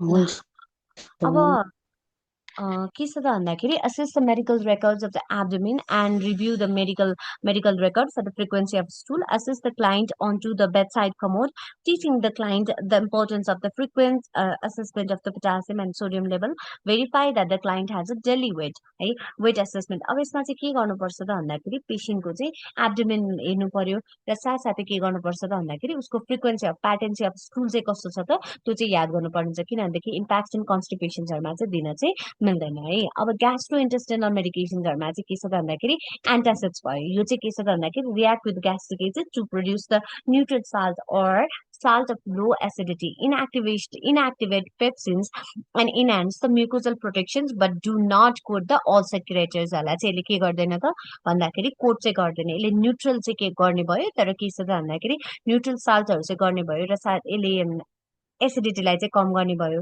तर यसले म्युकोजल प्रोटेक्सन्सलाई चाहिँ इन्हान्स गर्दैन यो चाहिँ पेप्टिक अल्सर डिजिजहरूमा त्यसै गरेर जिआरडीहरूमा चाहिँ युज हुने भयो र यो चाहिँ के छ त भन्दाखेरि take 1 to 3 hours before and after each meal and at the bed टाइममा खाँदाखेरि चाहिँ यसको रिजल्ट चाहिँ के हुने भयो त राम्रो इफेक्टिभ चाहिँ देखिने भयो है अब treatment should elevate the gastric pH above 5 मा चाहिँ यसले के गर्ने भयो त भन्दाखेरि बढाउनु पर्ने चाहिँ हुन्छ है ग्यास्ट्रिक पिएच चाहिँ र त्यस्तै गरेर अब यसमा चाहिँ के छ भन्दाखेरि antacid tablet should be chewed thoroughly and followed with a glass of water or मिल्कसँग खाँदाखेरि चाहिँ यसको रिजल्ट चाहिँ के हुने भयो त राम्रो देखिने भयो है त र त्यस्तै गरेर लिक्विड प्रिपरेसन चाहिँ पहिला सुरुमा जहिले पनि लिक्विड प्रिपरेसन जुनै छ भनेदेखि त्यसलाई मजाले सेक गरेर त्यसपछि गएर के गर्नुपर्छ त भन्दाखेरि डिस्पेन्सिङ गर्नुपर्ने हुन्छ त्यसपछि लिनुपर्ने हुन्छ र अब यो भनेको चाहिँ इन्टरेक्सन्स हुन्छ अरू मेडिकेसन्सहरूसँग है अगाडि पनि छ नि कतिमा एन्टासिड चाहिँ अभोइड गर्ने भनेको छ अब यो चाहिँ के छ त भन्दाखेरि अब अरू मेडिकेसन्सहरूसँग चाहिँ यो इन्टरफेयर गर्ने भएको कारणले गर्दाखेरि चाहिँ यसलाई के गर्नुपर्छ त भन्दाखेरि अरू मेडिसिन्सहरूसँग चाहिँ नमिसाउने यो चाहिँ के छ त भन्दाखेरि 1 hour allow 1 hour between the antacids administration and the administrations of the other medications-मा चाहिँ टाइम राख्नुपर्ने चाहिँ हुन्छ है त र त्यस्तै गरेर के छ त भन्दाखेरि do not administer antacids to patient with the cardiac presentations who complain of dyspepsia, discomfort may be referred angina pain अब यसमा चाहिँ के छ भन्दाखेरि पेसेन्टलाई चाहिँ कार्डिक प्रेजेन्टेसन्सहरू देखाइरहेको छ उसलाई चाहिँ डिस्पेप्सिया भइरहेको छ उसलाई चाहिँ खानुको लागि गाह्रो भइरहेको छ अब त्यसमा चाहिँ के हुनसक्छ त भन्दाखेरि हामीले एन्टासिड चाहिँ दिनु चाहिँ भएन है यो चाहिँ के हुनसक्छ एन्जाइनल पेन चाहिँ हुनसक्ने चाहिँ यो चाहिँ के हुनसक्छ भन्दाखेरि यो चाहिँ एज अ एन्जाइनल पेन जस्तो चाहिँ रेफर चाहिँ हुनसक्ने भयो त्यस्तै गरेर अब एल्युमिनियम कन्टेन को चाहिँ के छ त भन्दाखेरि एल्युमिनियम कन्टेन्टको एन्टासिड्सहरू भयो यो चाहिँ एल्युमिनियम हाइड्रोक्साइड भयो यो चाहिँ फोस्फेट बाइन्डिङ कन्टेनिङ एन्टासिड चाहिँ भयो। यो चाहिँ के छ त भन्दाखेरि हाइपरफोस्फेडिमिया भएको रेनल इन्सफिसियन्सी भएको पेसेन्टहरूलाई चाहिँ के छ त भन्दाखेरि हाइपरफोस्फेडिमिया भएको र रेनल इन्सफिसियन्सीको कारणले गर्दाखेरि हाइपरफोस्फेडिमिया भएको पेसेन्टहरूलाई चाहिँ युज गर्ने भयो। यो चाहिँ के छ त भन्दाखेरि यसमा चाहिँ के हुने भयो त हाइपरको लागि दिएको हाइपो हुनसक्छ, कन्स्टिपेसन हुनसक्छ, एब्डोमिनल क्राम्पहरू देख्न सक्ने भयो। र यो चाहिँ युजली के छ त भन्दाखेरि कम्बिनेसन विथ म्याग्नेसियम हाइड्रोक्साइडसँग चाहिँ कम्बाइन्ड फर्ममा चाहिँ युज गर्न सकिने भयो फर बेटर रिजल्ट चाहिँ है। र त्यस्तै गरेर अब यसको कन्ट्राइन्डिकेसन्समा चाहिँ डिहाइड्रेसन्स हुने भयो। त्यस्तै गरेर अब फ्लुइड रेस्ट्रिक्सन्स भएको पेसेन्टहरूलाई चाहिँ दिनु भएन। रेनल कार्डियक डिजिजहरू भएको, त्यस्तै गरेर अब अनडायग्नोज खालको एब्डोमिनल पेन छ, किनभने यसले पनि गर्न सक्छ अनि त्यसले चाहिँ के गर्न सक्छ भन्दाखेरि मास्क गरिदिन चाहिँ सक्ने भयो। इन्टेस्टिनल अब्स्ट्रक्सन छ, पेसेन्टलाई क्रोनिक कन्स्टिपेसन छ भनेदेखि चाहिँ युज गर्नु भएन। र caution in the patient with hypertension भएको पेसेन्ट र हार्ट फेलियर भएको पेसेन्टहरूमा चाहिँ एकदमै कसेसले चाहिँ गर्नुपर्ने हुन्छ है त। र त्यस्तै गरेर यो चाहिँ टेट्रासाइक्लिन, वार्फरिन र डिगक्सिनसँग चाहिँ के हुने भयो त यो बाइन्ड भएर यिनीहरूको इफेक्टलाई चाहिँ के गर्न सक्छ त यसले चाहिँ कम गर्न सक्ने भयो। त्यही भएर यो बिचमा चाहिँ ग्याप राख्नुपर्ने हुन्छ। र त्यस्तै गरेर अब सेरम क्याल्सियम, फोस्फेट, म्याग्नेसियम र सोडियम लेभललाई चाहिँ के गर्नुपर्छ त भन्दाखेरि असेसमेन्ट चाहिँ गर्नुपर्ने हुन्छ है। जस्तै एन्टासिड्सहरू जति पनि हुन्छ यिनीहरूले चाहिँ के छ त भन्दाखेरि सोडियम कन्टेन्ट पनि हुने भएको कारणले गर्दाखेरि चाहिँ त्यो कुराहरूलाई पनि याद गर्नुपर्ने चाहिँ हुन्छ है। र त्यस्तै गरेर अब यसमा म्याग्नेसियम कम्पाउन्ड्सहरू छ, म्याग्नेसियम हाइड्रोक्साइड, सालिन, अस्मोटिक ल्याक्जेटिभ्सहरू चाहिँ भयो होइन, जसले चाहिँ के छ त भन्दाखेरि इन्टेस्टाइनबाट वाटरलाई चाहिँ के गर्ने भयो त ड्र गर्ने भयो र अस्मोटिक एक्सन गरेर चाहिँ सराउन्डिङ टिस्युजहरूमा चाहिँ गरेर निकाल्ने भयो। र त्यस्तै गरेर यसले चाहिँ के छ त भन्दाखेरि कन्स्टिपेसन्सहरूलाई र जिआई ट्र्याकलाई चाहिँ के गर्ने त भन्दाखेरि क्लेन्स गर्नको लागि चाहिँ युज हुने भयो है। म्याग्नेसियम हाइड्रोक्साइडहरू चाहिँ यो ल्याक्जेटिभ्सहरू चाहिँ युज हुने भयो। यसले चाहिँ के गर्छ भन्दाखेरि अब यसको साइड इफेक्ट्सहरूमा चाहिँ के हुनसक्छ, पेसेन्टलाई चाहिँ कन्स्टिपेसन रिलिफ गर्नको लागि र जिआई ट्र्याकलाई चाहिँ क्लेन्स गर्नको लागि चाहिँ युज गरिने भयो। अब त्यसमा चाहिँ अब यसको साइड इफेक्टमा चाहिँ डायरिया देख्न सक्ने भयो, एब्डोमिनल क्राम्पिङहरू हुनसक्छ, सिभियर अब डायरियाको कारणले गर्दाखेरि चाहिँ डिहाइड्रेसन्स र हाइपर म्याग्नेसियमिया चाहिँ हुनसक्छ। म्याग्नेसियम कम्पाउन्डको इन्टेकहरू चाहिँ बढी भयो भने चाहिँ देखिने भयो। र त्यस्तै गरेर अब रेनल इम्पेयरमेन्टमा, इन्टेस्टिनल अब्स्ट्रक्सनमा र साथसाथै एपेन्डिसाइटिस र अनडायग्नोस्ड एब्डोमिनल पेनहरू भएको छ भने त्यो कन्डिसनमा चाहिँ के छ त भन्दाखेरि यो म्याग्नेसियम कम्पाउन्ड्सहरू चाहिँ कन्ट्राइन्डिकेटेड चाहिँ हुनु भयो है। र अब यसमा चाहिँ के छ त भन्दाखेरि पेसेन्टलाई डिहाइड्रेसन नहोस् भनेर 8 आउन्स अफ वाटर चाहिँ लिनुपर्ने हुन्छ। त्यस्तै गरेर अब यसले एक्ट गर्ने भनेको 6 to 12 आवर्समा चाहिँ एक्ट गर्ने भयो। र ल्याक्जेटिभ चाहिँ के छ त भन्दाखेरि अब्युज पनि हुन चाहिँ सक्छ है त। जस्तो laxatives taken every day decreases the defecated reflux leading to the laxative dependency. अब यसमा चाहिँ के छ त भन्दाखेरि ल्याक्जेटिभ्सहरू लिइराखेको छ, त्यसको कारणले गर्दाखेरि के हुनसक्छ त भन्दाखेरि पेसेन्टहरूलाई चाहिँ ल्याक्जेटिभ डिपेन्डेन्सी पनि हुनसक्छ। उसको चाहिँ जुन डेफिकेटरी रिफ्लेक्सेसहरू छ त्यसलाई चाहिँ डिक्रिज गरिदिन्छ र ल्याक्जेटिभ खाएपछि मात्र दिशा आउने चाहिँ हुन्छ है। र अब हाई फाइबर फ्रुट्सहरू र फ्रुट्स के भन्छ फुडहरू र त्यस्तै गरेर के छ त भन्दाखेरि फ्लुइड इन्टेक चाहिँ बढाउनु पर्ने चाहिँ हुन्छ है त। अब त्यस्तै गरेर के छ त भन्दाखेरि यो क्याल्सियम कम्पोनेन्ट्सहरू भयो, यो अब सबै एन्टासिड्सहरू भयो होइन। अब यसमा चाहिँ के छ त भन्दाखेरि calcium component, calcium carbonate, calcium एसिटेटहरू चाहिँ यसको कम्पोनेन्टहरू भयो। यो चाहिँ ऱ्यापिड एक्टिभ एन्टासिड्सहरू चाहिँ भयो। यसले के गर्न सक्छ त भन्दाखेरि अब हाइपरफोस्फेडिमिया चाहिँ हाइपरफोस्फेडियमामा चाहिँ चलाउने भयो, किनभने क्याल्सियम र फोस्फोरस चाहिँ के हुन्छ त भाइस भर्सा रियाक्सन हुन्छ कि एउटा बढ्दा एउटा घट्ने हुन्छ। त्यही भएर त्यसको लागि चाहिँ यो क्याल्सियम कम्पोनेन्ट्सहरू चाहिँ युज हुने भयो। कन्स्टिपेसन गराउन सक्ने भयो। यसले चाहिँ के छ त भन्दाखेरि एसिड रिबाउन्डहरू पनि हुनसक्छ र release of the CO2 causing the belching and फ्ल्याटुलेन्सहरू चाहिँ आउन सक्छ होइन। एकदमै धेरै के भन्छ फ्ल्याटुलेन्सहरू अब फ्ल्याटस चाहिँ पास आउन सक्ने चाहिँ हुन्छ है त। र मिल्क अल्कलाइज सिन्ड्रोम्सहरू चाहिँ देख्न सक्छ, जसमा चाहिँ के छ भन्दाखेरि headache, urinary frequency, anorexia, nausea, vomiting, फटिगहरू चाहिँ अकर हुन चाहिँ सक्छ। र अब त्यस्तो छ भने चाहिँ के छ त भन्दाखेरि milk product can occur, the client should avoid. अब क्लाइन्टले चाहिँ के गर्नु, मिल्क र अल्कलाइज सिन्ड्रोम्सहरू चाहिँ देख्न सक्ने भएको कारणले गर्दाखेरि चाहिँ मिल्क प्रडक्ट र भाइटामिन डी सप्लिमेन्टहरूलाई चाहिँ के गर्नुपर्छ त अभोइड चाहिँ गर्नुपर्ने चाहिँ हुन्छ है त। यो कम्पोनेन्ट क्याल्सियम कम्पोनेन्ट्सहरू दिएकोमा चाहिँ। त्यस्तै गरेर सोडियम बाइकार्बोनेटले चाहिँ के छ त भन्दाखेरि ऱ्यापिड अनसेट हुने भयो। यसमा चाहिँ के छ त भन्दाखेरि evaluating urinary pH to prompt excretion of the acidic medications following ओभरडोजहरू भएकोमा चाहिँ यो चाहिँ के गरिन्छ, सोडियम बाइकार्बोनेटहरू चाहिँ प्रेस्क्राइब गरिने भयो। र एक्युट मेटाबोलिक एसिडोसिस भएको छ भने पनि बाइकार्बोनेट्सहरू चाहिँ दिने भयो। र साथसाथै यसको साइड इफेक्ट्सहरू चाहिँ के छ त भन्दाखेरि liberate CO2 increase intra abdominal प्रेसरलाई चाहिँ यसले के गरिदिन्छ त भन्दाखेरि भन्दाखेरि बढाइदिने भयो र साथसाथै यसमा पनि फ्ल्याटुलेन्स जुन पादहरू आउने हुन्छ त्यो चाहिँ बढाइदिने कामहरू चाहिँ गर्नु भयो त र त्यसै गरेर युज विथ कर्सेस the client with hypertension and heart फेलियरको पेसेन्ट्सहरूलाई चाहिँ एकदम कर्सेसले चाहिँ गराउनु पर्ने हुन्छ किनभने सोडियम बाइकार्बोनेटले पनि फेरि के गर्न सक्छ त भन्दाखेरि सोडियम रिटेन्सन गराउन सक्छ त्यसमा सोडियम कन्टेन्ट हुन सक्छ हुन्छ सोडियम कन्टेन्टको कारणले गर्दाखेरि फ्लुइड ओभरलोड हाइपरटेन्सन हार्ट फेलियरहरूको पेसेन्टमा चाहिँ एकदमै कसेसले चाहिँ चलाउनुपर्छ किनभने त्यसले चाहिँ अझै बढाइदिन चाहिँ सक्ने भयो है र त्यस्तै गरेर रेनल इम्पेयरमेन्टमा चाहिँ के छ भन्दाखेरि कन्ट्राइन्डिकेटेड चाहिँ हुन्छ है त अब के छ त भन्दाखेरि a client is receiving IV sodium bicarbonate for acute metabolic acidosis. Which of these labs would best indicate that the sodium bicarbonate has been effective? Sorry, 7 pH 7.32, HCO 26, potassium 4.9, pH 7.34, bicarb 21, potassium 5.1, serum pH 7.39, bicarb 24, potassium 3.8, pH 7.41, bicarb 18, potassium 4.3.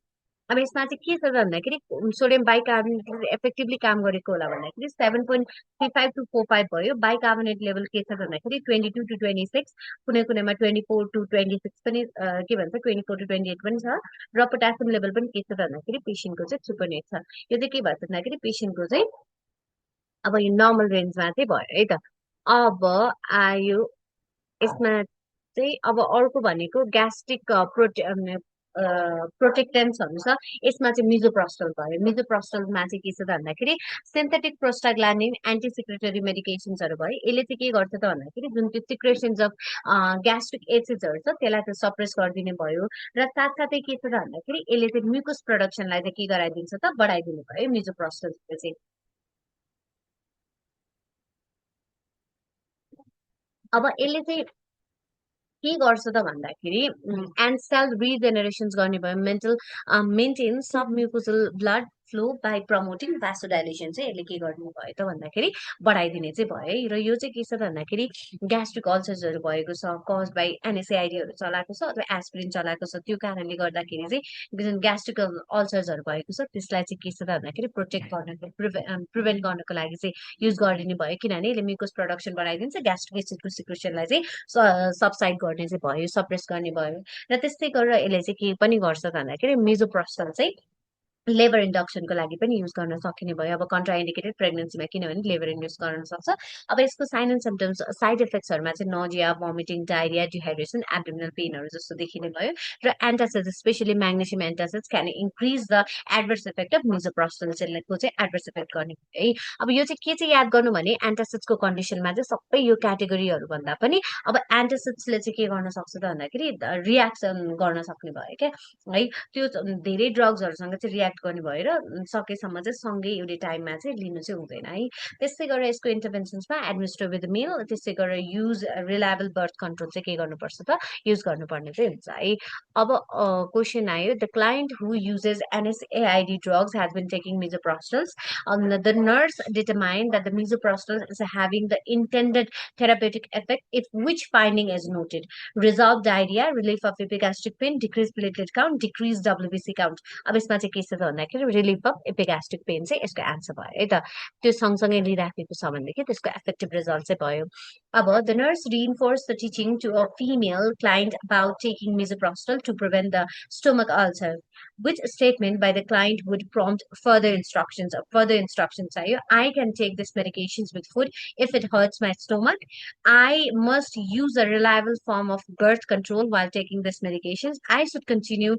to take my ibuprofen as prescribed I will take this medications with an antacids to decrease the stomach upset अब यसमा के छ भन्दाखेरि फेरि further instruction चाहिने भनेको चाहिँ एन्टासिडसँग चाहिँ लिनु हुँदैन है किनभने एडभर्स इफेक्टहरू चाहिँ देखाउन चाहिँ सक्ने भयो है अब अर्को भनेको सुक्राल फेटहरू छ सुक्राल फेटले चाहिँ के गर्छ त भन्दाखेरि एज अ प्रोटेक्टिभ ब्यारियर चाहिँ युज गर्ने भयो एसिड र पेप्सिन्सको चाहिँ के छ त भन्दाखेरि मा चाहिँ यसले चाहिँ के गर्छ एज अ प्रोटेक्टिभ ब्यारियरको रूपमा चाहिँ काम गर्ने भयो यसले चाहिँ ग्यास्ट्रिक म्युकसलाई चाहिँ के म्युकोजालाई चाहिँ के गरिदिन्छ कोट गरिदिने भयो र प्रोटेक्टिभ ब्यारियर बनाएर त्यसले चाहिँ कोट गरिदिने भयो so provide a physical barrier against the stomach acid and the enzyme does not neutralise अब यसले न्युट्रलाइज गर्ने रिड्युस गर्ने गर्दैन तर यसले के गर्छ त त्यसलाई चाहिँ प्रोटेक्सन प्रिभेन्ट गर्ने काम चाहिँ गर्छ है त। यो चाहिँ स्टोमक एन्ड ड्युडेनल अल्सर्सहरू दुइटैमा युज हुने भयो र may cause constipation and it contain aluminium कम्पोनेन्ट्सहरू चाहिँ यसमा भएको चाहिँ हुन्छ है। त्यही भएर कन्स्टिपेसन गराउन सक्छ, त्यही भएर याद गर्नुपर्ने हुन्छ जिआई सिस्टम्सहरू पनि।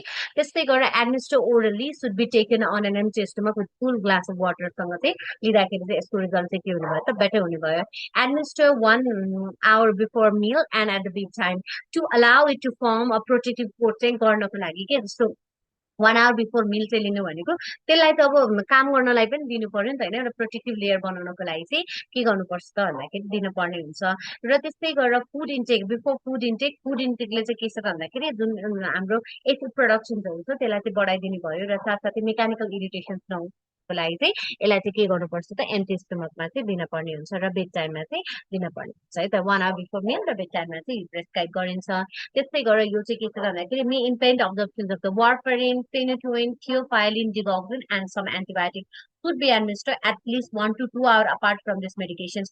यसले चाहिँ के छ भन्दाखेरि फेरि यो जुन एल्मुनियम कम्पाउन्ड्सहरू चाहिँ भएको हुन्छ यसले चाहिँ सुक्राल फेट पनि के छ भन्दाखेरि यो रियाक्ट गर्ने भयो क्या। जस्तो के छ भन्दाखेरि यसको अब्जर्प्सन्सहरूलाई चाहिँ इम्पेन्ड गर्ने भयो वारफरिन, फेनोटोइन, थियोफाइलिन, डिगोक्सिनहरू र एन्टिबायोटिकहरू। त्यही भएर यसलाई पनि के गर्ने त भन्दाखेरि 1 to 2 hours अपार्ट पारेर चाहिँ अरू ड्रग्सहरूसँग चाहिँ मिसाएर चाहिँ दिनु मिल्दैन कि सुक्राल फेट चाहिँ है त। त्यस्तै गरेर antacids and other acid reducing medications PPI as to blockers should be avoided within 30 minutes of taking sucralfate because it form a better protective layer at the low pH मा चाहिँ के गर्ने भयो त यसले चाहिँ काम गर्ने भयो है त। त्यही भएर सुक्रालफेटलाई पनि के गर्ने 1 to 2 अपार्ट पारेर गर्ने र जुन एन्टासिड्सहरू छ त्यसलाई पनि के छ भन्दाखेरि रियाक्ट गर्ने भएको कारणले गर्दाखेरि चाहिँ सँगै चाहिँ दिनु मिल्दैन धेरै ड्रग्सहरूलाई है त। त्यो चाहिँ याद गर्नु होला, मोस्ट अफ द ड्रग्सहरूसँग चाहिँ त्यसले रियाक्ट गर्छ, त्यही भएर त्यसलाई चाहिँ अपार्ट नै लिनु चाहिँ बेनिफिसियल हुने भयो। A client with gastric ulcer has prescribed for the sucralfate 1 gram by mouth 4 times. The nurse should schedule the medications for which time with each meal and at the bedtime every 6 hours around the clock after 1 hour after meals and at the bedtime 1 hour before the meals and at the bedtime। अब 1 hour before the meals and the bedtime चाहिँ के भयो भन्दाखेरि यसको चाहिँ most appropriate time चाहिँ भयो है त एडमिनिस्टर गर्नको लागि। ल अब अर्को क्वेसन आयो, the nurse is observing a nursing student reinforce teaching to a client on how to take sucralfate. Which statement made by the student would require the interventions by the nurse? Take this in the morning 1 hour before breakfast. Take this with your other stomach medications. Take your heart medications 2 hours after sucralfate. You might experience constipation while taking this medications। अब यसमा चाहिँ के छ भन्दाखेरि यसको answer भनेको intervene गर्ने कुरा भनेको अरू स्टोमक मेडिकेसन्सहरूसँग चाहिँ लिनु चाहिँ हुँदैन है त। र अब आयो के छ भन्दाखेरि बिस्मुथ सब सालिसिलेट भनेछ। यसले चाहिँ के छ भन्दाखेरि ड्यामेज म्युकोजासँग चाहिँ के गर्ने भयो बाइन्ड गर्ने भयो र यसले चाहिँ एउटा कोट र प्रोटेक्टिभ लेयर चाहिँ दिने भयो, जसले गर्दाखेरि चाहिँ के छ भन्दाखेरि स्टोमकलाई चाहिँ एसिडबाट चाहिँ प्रिभेन्ट गर्ने भयो र साथसाथै टिस्युलाई चाहिँ हिल गर्नको लागि चाहिँ हेल्प गर्ने है।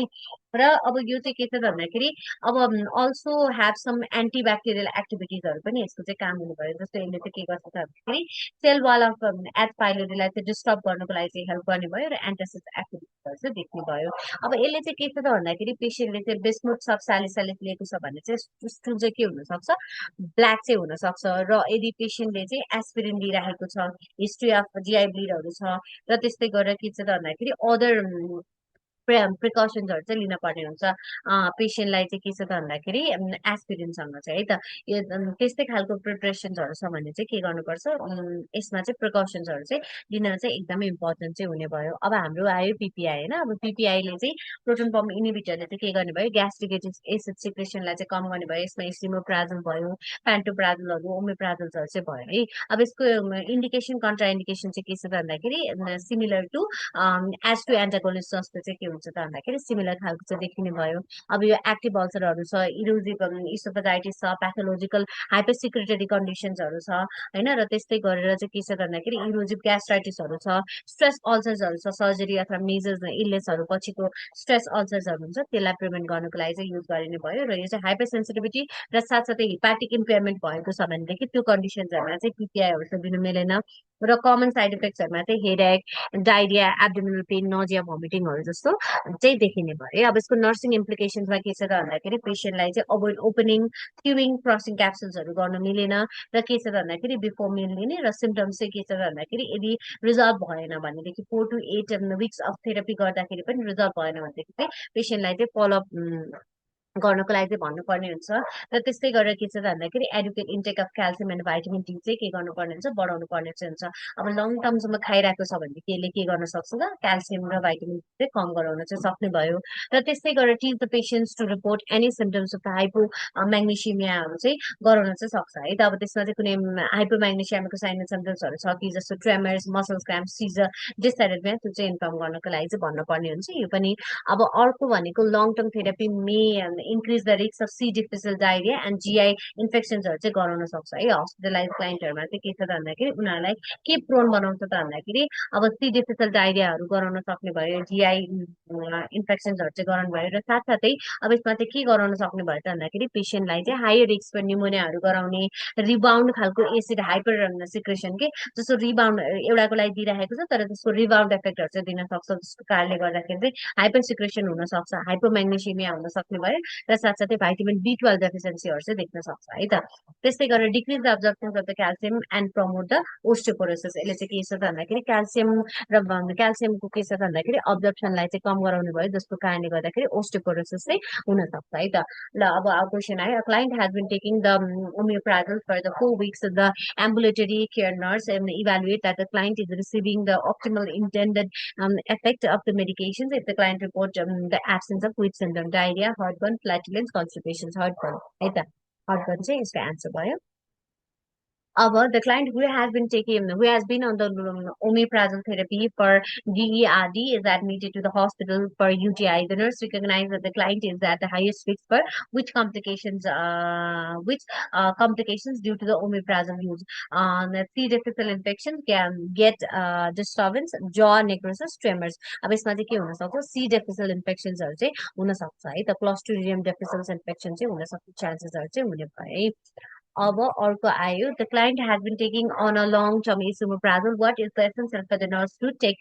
Nurse to ask the client, are you drinking plenty of water with these medications? Are you taking these medications with meal? Have you done a bone density test? Have you had your BP taken regularly? अब यसमा के छ भन्दाखेरि किनभने bone density यसले चाहिँ osteoporosis गर्न सक्ने चान्सेस चाहिँ हुन्छ लङ टर्म युजमा, त्यही भएर त्यसलाई चाहिँ गरेको छ कि छैन, बोन डेन्सिटी टेस्ट गरेको छ कि छैन भन्ने कुरा चाहिँ इम्पोर्टेन्ट है त। अब अर्को क्वेसन आयो, the nurse is caring for a client who had surgery yesterday. When administration omeprazole, the client asks, what is that for? I don't take it at home.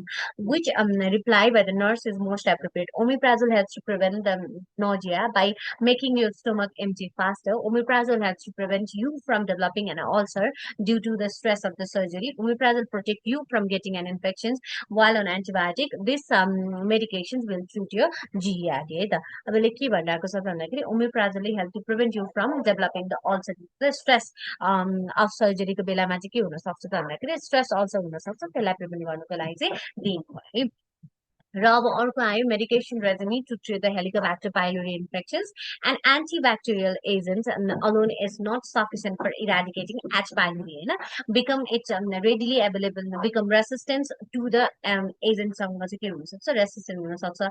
त्यसमा चाहिँ ट्रिपल थेरापी चाहिँ गरिनु भयो, दुईटा एन्टिबायोटिक र एउटा PPI चाहिँ राखिन्छ, एसिमोप्राजोल, एमोक्सिसिलिन, क्लारिप्रोमाइसिन, अथवा चाहिँ के छ भन्दाखेरि एउटा त्यो भयो, अर्को भनेको चाहिँ लासिनोप्राजोल, एमोक्सिसिलिन, क्लारिप्रोमाइसिन, इसिमोप्राजोल, मेट्रोनिडाजोल र क्लारिप्रोमाइसिन चाहिँ राखेर चाहिँ के गरिन्छ त भन्दाखेरि यसरी चाहिँ दुईटा एन्टिबायोटिक एउटा पिपिआई राखेर चाहिँ गरिन्छ है।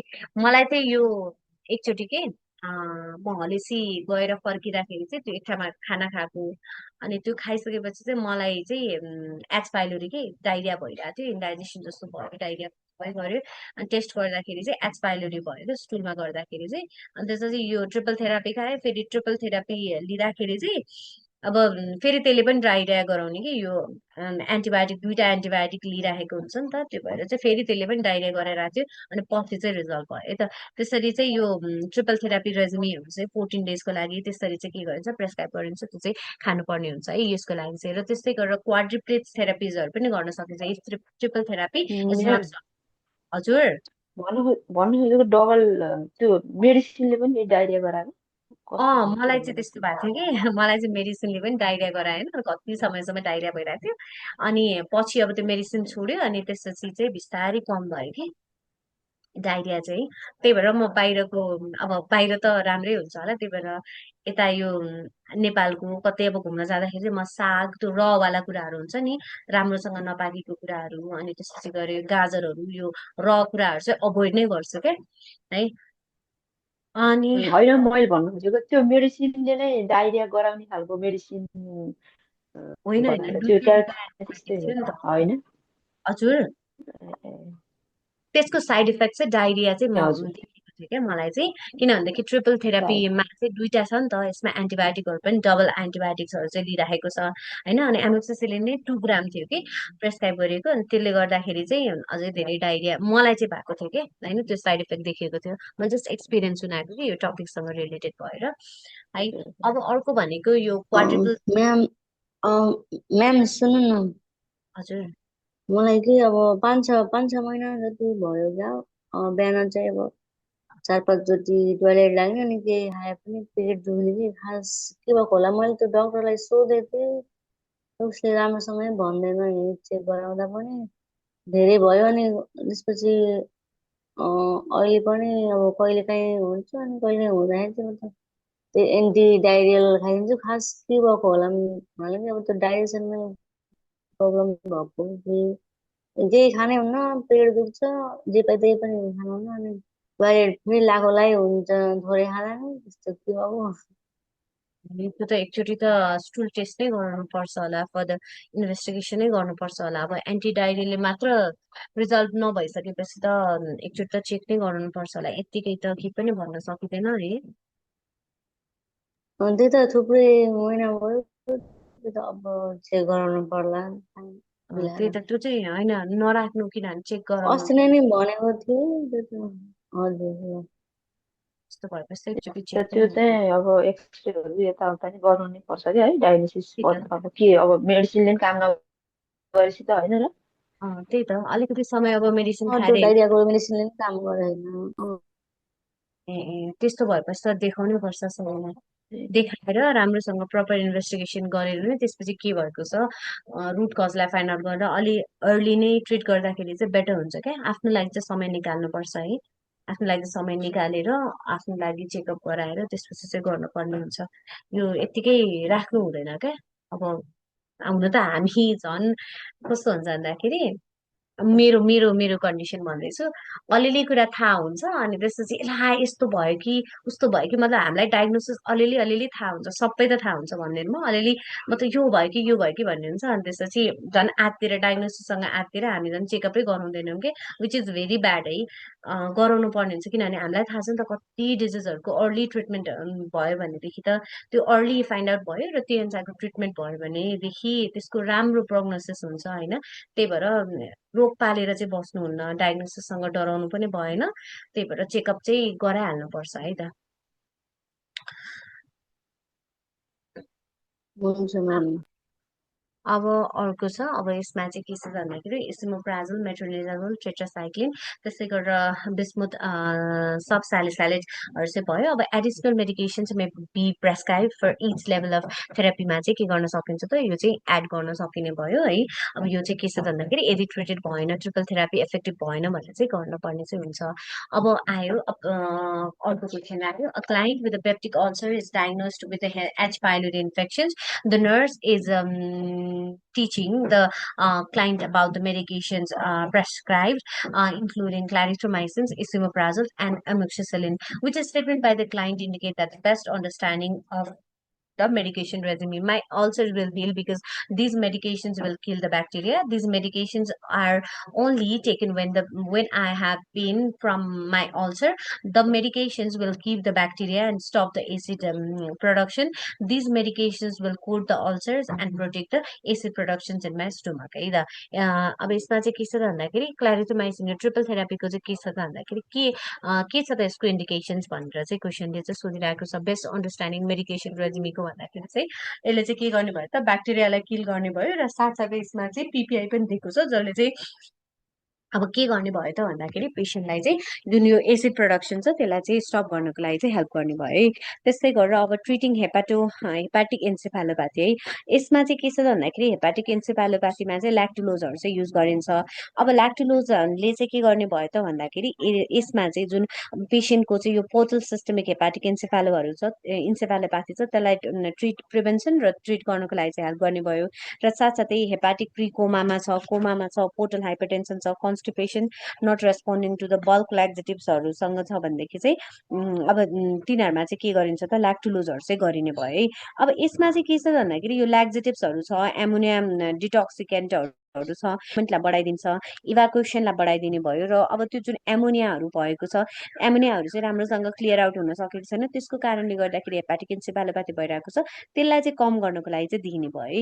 जसले गर्दाखेरि चाहिँ के हुन्छ भन्दाखेरि ल्याक्टुलोजहरू चाहिँ दियो होइन। जस्तो पेसेन्टलाई हेपाटिक एन्सेफालोप्याथी भइरहेको छ, अब उसलाई चाहिँ हामीले के गर्यो ल्याक्टुलोजहरू चाहिँ दियो, जसले गर्दाखेरि चाहिँ त्यो जुन एमोनिया छ त्यसलाई चाहिँ वास आउट गर्नको लागि चाहिँ हेल्प गर्ने भयो। बाहेक के छ त भन्दाखेरि स्टुलको फर्ममा चाहिँ यो चाहिँ बाहिर चाहिँ आउने भयो है। यसले चाहिँ के छ भन्दाखेरि इम्प्रुभमेन्ट इन मेन्टल स्ट्याटस चाहिँ देखिन्छ। र त्यस्तै गरेर improve patient tolerance in the client with the improve protein टोलरेन्सहरू जुन क्लाइन्टमा छ, एडभान्स हेपाटिक सिरोसिसहरूको भएको क्लाइन्टमा चाहिँ के छ त भन्दाखेरि यो टोलरेन्सलाई चाहिँ प्रोटिन टोलरेन्सलाई चाहिँ बढाउने काम चाहिँ गर्ने भयो। अब यो कन्ट्राइन्डिकेटेड भनेको अनडायग्नोस्ड एब्डोमिनल पेन भएको छ, नजिया भमिटिङ छ, जसको रिजनै पत्ता लाग्न सकेको छैन, त्यसमा चलाउनु भएन। अब डायबिटिज मलाइटसहरू भएको छ, र साथसाथै के छ भन्दाखेरि डिहाइड्रेसन छ। अब यसले फेरि अर्को के गर्न सक्छ, स्टुलको फ्रिक्वेन्सी बढी हुनसक्छ र फर्दर डिहाइड्रेसन गराउन सक्ने भयो। तिनीहरूमा चाहिँ यो चाहिँ प्रिकसनको रूपमा चाहिँ प्रिकसन युज गरेर चलाउनु पर्ने हुन्छ। त्यस्तै गरेर अब पेसेन्टलाई चाहिँ साइड इफेक्टहरूमा एब्डोमिनल क्राम्पिङ, डिस्टेन्सन, ब्लेन्चिङ, फ्ल्याटुलेन्सहरू आउने भयो, नजिया, भमिटिङ, डाइरियाहरू चाहिँ देख्न सक्छ है। अब यसको इम्प्लिकेसन्स भनेको the dosing frequency should be adjusted to ensure the 2 to 3 soft screw per day with no confusion or lethargy. यसमा चाहिँ के हुनुपर्छ त भन्दाखेरि पेसेन्टलाई चाहिँ हेपाटिक एन्सेफालोप्याथीमा चाहिँ के हुनुपर्छ, यसको चाहिँ लेभल अफ जुन मेन्टल स्ट्याटस चाहिँ इम्प्रुभ हुँदै जानुपर्छ कि यसको एफिकेन्सी हेर्नको लागि चाहिँ है त। अब यसमा चाहिँ नो कन्फ्युजन और लेथार्जी चाहिँ हुनुपर्छ। त्यस्तै गरेर encourage increase fluid intake and high fibre डाइटहरू खुवाउने कुराहरू भइ नै हाल्यो। त्यस्तै गरेर बाउल एक्टिभिटिजहरू चाहिँ हेर्न पर्ने हुन्छ। May receive dose even with the loose stool if given for the ammonia detoxification है त। अब एमोनिया डिटोक्सिफिकेसनमा चाहिँ के छ त भन्दाखेरि अब डोज चाहिँ इभन विथ लुज टुलहरू छ भने पनि जो चाहिँ दिन पर्ने हुन्छ। जस्तो दिसा पातलो गर्यो अब त्यहाँ दिनु हुँदैन भनेर नदिने चाहिँ होइन, दिनुपर्ने चाहिँ हुन्छ है। किनभनेदेखि यसको कारण भनेको के छ त, एमोनिया डिटोक्सिफिकेसन गर्नको लागि चाहिँ गरिएको छ भनेदेखि चाहिँ। त्यस्तै गरेर सेरम एमोनिया लेभल हेर्नु पर्ने हुन्छ, इलेक्ट्रोलाइट लेभल्सहरू चाहिँ हेर्न पर्ने हुन्छ। र त्यस्तै गरेर may be given by the mouth or via एनिमाको रूपमा चाहिँ दिन सकिन्छ। यो चाहिँ फ्रुट जुसहरूसँग, वाटर अथवा चाहिँ मिल्कसँग चाहिँ के गर्न सकिने भयो त, यसलाई चाहिँ राखेर दिन सकिने भयो टु इम्प्रुभ द फ्लेभर है। एकदमै यो त कस्तो त्यो गुलियो मह जस्तो खालको कन्सिस्टेन्सीको हुन्छ नि त होइन। अब त्यो पेसेन्टहरूले पनि खासै मन नपराउने खालको यसको टेस्ट हुन्छ, त्यो भएर चाहिँ यसलाई मिक्स गर्न चाहिँ सकिन्छ है। त्यस्तै गरेर use rectal balloon catheter, patient needs to retain the enema for 30 to 60 minutes है। पेसेन्टलाई चाहिँ के छ भन्दाखेरि स्टुललाई रिटेन गर्नको लागि चाहिँ बलुन क्याथेटर्सहरू चाहिँ युज गर्न, रेक्टल बलुन क्याथेटर्सहरू चाहिँ युज गर्न सकिन्छ। त्यस्तै गरेर teach patient the bowel movement occur within 1 to 3 days of initial dose दिएपछि चाहिँ बाउल प्याटर्न चाहिँ आउँछ भनेर चाहिँ भनिदिनु पर्ने हुन्छ है। र अब अर्को क्वेसन आयो, the client with the history of cirrhosis has a new prescription for lactulose 30 ml 4 times a day. What does the nurse explain to the client about this medications? It will decrease intestinal absorptions of ammonia. It will facilitate diuresis of the excess fluid. It will promote the renal excretions of the bilirubin. It will reduce the portal pressures, contributing esophageal varices. अब यसमा चाहिँ के छ भन्दाखेरि explain the मेडिकेसनमा चाहिँ यसले के गर्छ, इन्टेस्टिनल अब्जर्प्सन अफ एमोनियालाई चाहिँ कम गर्नको लागि चाहिँ हेल्प गर्ने भयो है त। अब पोर्टल प्रेसर्स टु एसोफेजल भेरिसेसलाई कम गर्नको लागि चाहिँ के गरिन्छ, बिटा ब्लकर्सहरू चाहिँ युज गरिने भयो है। अब त्यस्तै गरेर अर्को क्वेसन आयो, the nurse is caring for a client with cirrhosis who has hepatic encephalopathy. The client is prescribed lactulose. Which assessment by the nurse most likely to indicate that the medication has achieved a desired therapeutic effect? मा चाहिँ higher potassium level, improved mental status, looser stool consistency, reduce abdominal distension. This is not indicated है, यो कुरा याद गर्नुपर्छ। यो चाहिँ के छ त भन्दाखेरि ल्याक्टुलोज जुन दिइराखेको छ हेपाटिक एन्सेफेलोप्याथीमा भनेदेखि यसको इफेक्टिभ रिजल्ट भनेको उसको मेन्टल स्ट्याटसमा चाहिँ इम्प्रुभमेन्ट चाहिँ के छ त भन्दाखेरि त्यसको एफिकेसी अथवा त्यसको थेरापेटिक इफेक्ट चाहिँ भयो। यसले एब्डोमिनल डिस्टेन्सन कम गर्नको लागि चाहिँ दिएको चाहिँ इन्टेन्डेड चाहिँ होइन है त, घट्न सक्छ तर त्यसको एफिकेसी हेर्नलाई चाहिँ उसको मेन्टल स्ट्याटसमा चाहिँ इम्प्रुभ हुनु पर्यो। अब अर्को भनेको चाहिँ एन्टिएमेटिक्सहरू छ। यसमा चाहिँ के छ त भन्दाखेरि medication use to control vomiting कम गर्नको लागि चाहिँ दिने भयो, मोसन सिकनेसको लागि, भर्टिगो र साथसाथै नोजियाको लागि चाहिँ दिने भयो। त्यस्तै गरेर यसको साइड इफेक्ट्सहरूमा चाहिँ ड्राउजिनेस, डिजिनेस, हेडेक, रेस्टलेसनेस, हाइपोटेन्सन, कन्फ्युजन, युरिनरी डिटेन्सन्सहरू चाहिँ देखाउन सक्छ।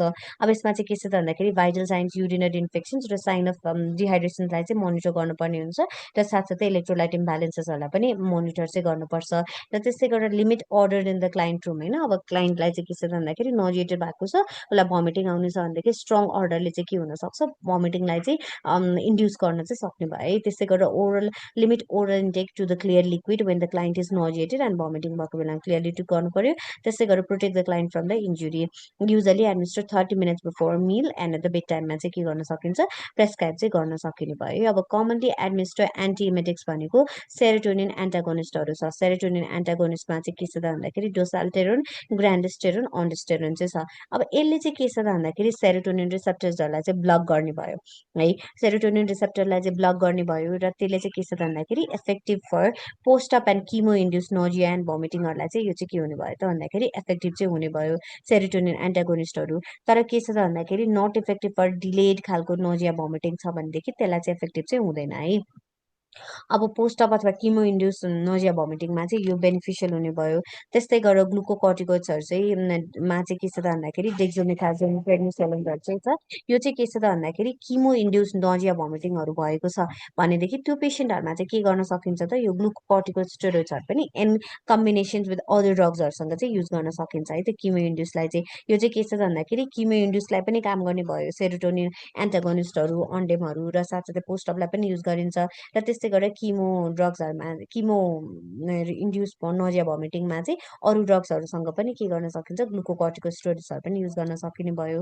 र त्यस्तै गरेर पेसेन्टलाई चाहिँ सब्सटान्स पी, न्युरोकाइनिन एन्टागोनिस्टहरूमा चाहिँ के छ त भन्दाखेरि आर्पिटेन्ट, त्यस्तै गरेर फोसोप्रिटेन्ट, रोलोप्रिटेन्टहरू चाहिँ युज गरिने भयो। यो चाहिँ के छ त भन्दाखेरि एक्युट अथवा डिलेड खालको नोजिया भमिटिङहरू छ त्यसको प्रिभेन्सन गर्नुको लागि चाहिँ गरिने भयो। यसको साइड इफेक्टमा चाहिँ एकदमै फटिग र हिकअप्सहरू चाहिँ डेभलप हुन सक्ने भयो र पेसेन्टलाई चाहिँ के गर्न सकिन्छ, बेन्जोडाइजिपाम्सहरू पनि, लोराजिपाम्सहरू पनि दिन सकिन्छ है त। त्यस्तै गरेर अब डोपामिन एन्टागोनिस्टहरू पनि युज गर्न सकिन्छ, के भन्छ प्रोमाजेनहरू, त्यसै गरेर प्रोमेथाजिनहरू चाहिँ युज गर्न चाहिँ सकिने भयो है। यसले चाहिँ के छ त भन्दाखेरि डोपामिन रिसेप्टरलाई चाहिँ ब्लक गराइदिन्छ। यो चाहिँ के छ त भन्दाखेरि किमो रिसेप्टर ट्रिगर जोनहरूमा चाहिँ र भोमिटिङ सेन्टरमा एक्ट गरेर चाहिँ गर्ने भयो। र अब यसमा चाहिँ के आउन सक्छ त भन्दाखेरि जुन यो प्रोमेथाजिनहरू युज गरिरहेको छ, अब यसमा चाहिँ डोपामिन एन्टागोनिस्टहरू युज गरेको छ भने एक्स्ट्रा पिरामिडल सिम्टम्सहरू चाहिँ देख्न सक्छ है, तर साथसाथै फोटो सेन्सिटिभिटी गराउन सक्ने चान्सेसहरू चाहिँ बढ्ने भयो। त्यही भएर त्यो कुराहरू चाहिँ याद गर्नुपर्छ, एक्स्ट्रा पिरामिडल सिम्टम्सहरू चाहिँ देखाउन सक्ने भयो। र अब प्रोकाइनेटिक्सहरूमा चाहिँ के छ त भन्दाखेरि मेट्रोप्रोपामाइड्सहरू हुन्छ, यसले पनि नोजिया भमिटिङलाई चाहिँ के गर्ने भयो त भन्दाखेरि पेरिस्टाल्सिस मुभमेन्टहरूलाई चाहिँ इन्क्रिज गराएर चाहिँ गराउने भयो। त्यस्तै गरेर अब क्यानोबोइड्सहरू पनि युज गर्न चाहिँ सकिन्छ है त। त्यसै गरी जसमा चाहिँ के छ त भन्दाखेरि डोनाबिनोलहरू, त्यसै गरेर ल्याबिनोलहरू चाहिँ युज गर्न सकिने भयो। Dronabinol is also prescribe for the appetite stimulant रूपमा पनि के गर्छ त भन्दाखेरि यसलाई चाहिँ भोक लगाउनको लागि पनि एपिटेन्ट स्टिमुलेन्टको रूपमा पनि युज गर्न चाहिँ सकिने भयो। यसमा चाहिँ अब्युजको चाहिँ पोटेन्सियल हुने भयो होइन। यो चाहिँ के छ त भन्दाखेरि यो चाहिँ सिमिलर टु स्मोकिङ मेराजुआना, जुन गाँजाहरू खाए जस्तै खालको चाहिँ इफेक्ट देखिने भएको कारणले गर्दाखेरि चाहिँ यो जुन के छ त भन्दाखेरि क्यानाबोइड्सहरू चाहिँ अब अब्युज युज हुन सक्ने पनि चान्सेसहरू चाहिँ राख्ने भयो, जसमा चाहिँ ड्राउजिनेस, सिडेसन, मुड चेन्जहरू हुने, एन्जाइटी र इम्पेयर्ड कोअर्डिनेसन, इन्क्रिज एपेटाइट हुने र हेलुसिनेसन्सहरू जस्तो फिचर्सहरू चाहिँ देखाउन सक्ने भयो क्यानाबोइड्सहरूले चाहिँ है। र त्यस्तै गरेर अब अर्को भनेको एन्टिकोलिनर्जिकहरू छ, जसमा चाहिँ के छ भन्दाखेरि स्कोपोलामाइन, त्यस्तै गरेर ट्रान्सटर्मिन्सहरू चाहिँ हुने भयो है। र साथसाथै एन्टिहिस्टामिन्सहरू चाहिँ युज गर्न सकिन्छ, जस्तो के छ भन्दाखेरि डाइफिनाइल हाइड्रोमाइन भयो, त्यस्तो चाहिँ गरेर हाइड्रोक्सिजाइनहरू चाहिँ युज गर्न सकिन्छ। र त्यस्तै गरेर अर्को भनेको चाहिँ निलिजाइन हाइड्रोक्लोराइड्सहरू चाहिँ देखिने भयो है। अब प्रोकाइनेटिक एजेन्ट्सहरूमा चाहिँ के छ त भन्दाखेरि यो मेट्रोक्लोप्रामाइड होइन, हामीले चाहिँ मेट्रोक्लोप्रामाइड्सहरू चाहिँ अब युज गर्ने भयो। यसको के थियो नाम, मैले बिर्सेँ ल, मेट्रोक्लोप्रामाइड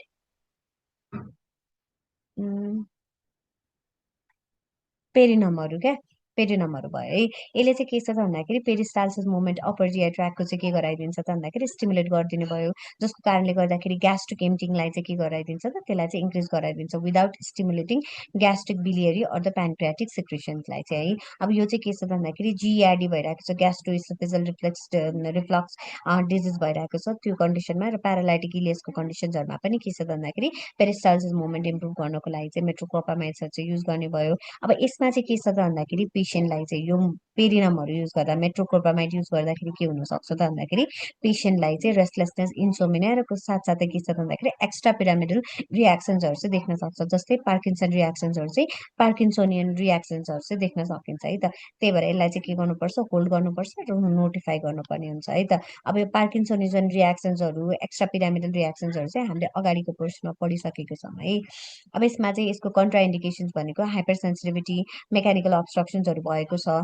अब र साथसाथै के छ त भन्दाखेरि पेसेन्टलाई चाहिँ पर्फोरेसन अथवा चाहिँ ग्यास्ट्रो इन्टेस्टिनल हेमोरेज छ, प्रेग्नेन्सीहरू छ भनेदेखि त्यस्तो कन्डिसन्सहरूमा चाहिँ के छ त भन्दाखेरि यो मेट्रोक्लोप्रामाइड चाहिँ अभोइड गर्नुपर्ने हुन्छ है। अब एकदम हाइपर सेन्सिटिभिटी छ भने त कुनै पनि ड्रग चलाउनु मिलेन। अब अब्स्ट्रक्सन छ, पेरिस्टाल्सिस मुभमेन्ट बढेको बढै छ अनि पेसेन्टलाई चाहिँ के छ त भन्दाखेरि अब्स्ट्रक्सन भइरहेको छ भने त्यो कन्डिसन्सहरूमा पनि युज गर्न मिलेन, हेमोरेजहरूको कन्डिसनमा पनि युज गर्न मिलेन।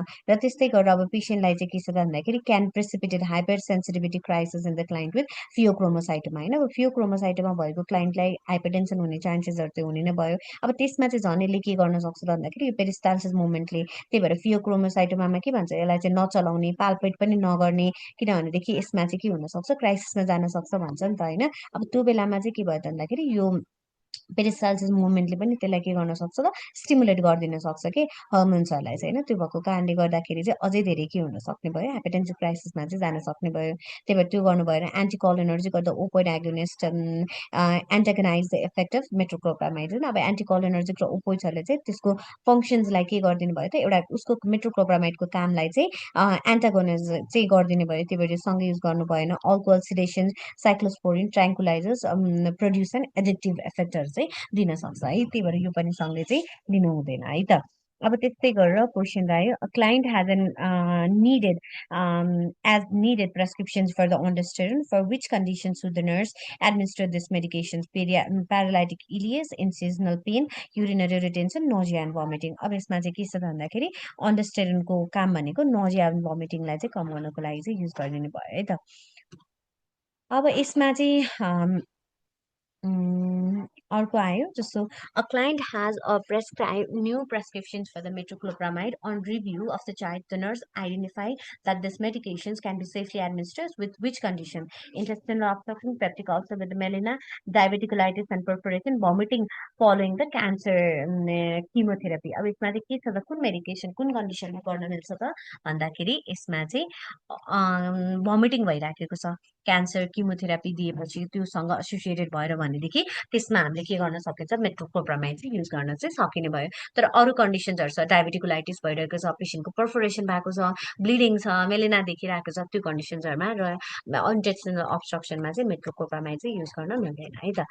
अब आयो ल्याक्जेटिभ्स। अब ल्याक्जेटिभ्समा चाहिँ के छ त भन्दाखेरि बल्क फर्मिङ फाइबर ल्याक्जेटिभ्सहरू चाहिँ भयो। यसले चाहिँ के छ त भन्दाखेरि वाटरलाई चाहिँ अब्जर्भ गर्छ कि फिसेसहरूबाट चाहिँ होइन, भिसाबाट चाहिँ के गर्ने भयो त, वाटरलाई अब्जर्भ गर्ने भयो। र बल्क चाहिँ के छ त भन्दाखेरि इन्क्रिज बल्क टु प्रड्युस स्टुललाई चाहिँ के गर्ने भयो त भन्दाखेरि bulk increase bulk to produce large and soft stools चाहिँ के गर्ने भयो त प्रड्युस गर्ने भयो preferred as a more classic mimic of the natural evacuation जस्तै चाहिँ यसले काम गर्ने भयो है good agent to prevent constipation and keep regular bowel मुभमेन्ट्सहरू चाहिँ यसले के गर्ने भयो त मेन्टेन गर्ने भयो है यसले चाहिँ बल्क फर्म गर्ने भयो फाइबर ल्याक्जेटिभ्सहरूले चाहिँ जुन हाम्रो नेचुरल इभ्याकुएसन जस्तै मिमिक गर्ने भएको कारणले गर्दाखेरि गुड एजेन्ट हुने भयो टु रिलिभ द कन्स्टिपेसन र रेगुलर बाउल मुभमेन्ट मेन्टेन गर्नको लागि चाहिँ त यसमा चाहिँ के छ भन्दाखेरि मेथाइल सेलुलोज त्यसै गरेर कार्बोफिल र सिलियमहरू चाहिँ युज गर्ने भयो है त अब त्यस्तै गरेर स्टिमुलेन्टहरूमा चाहिँ के छ त भन्दाखेरि स्टिमुलेन्टहरूले चाहिँ stimulate the motility of the large इन्टेस्टाइनको जुन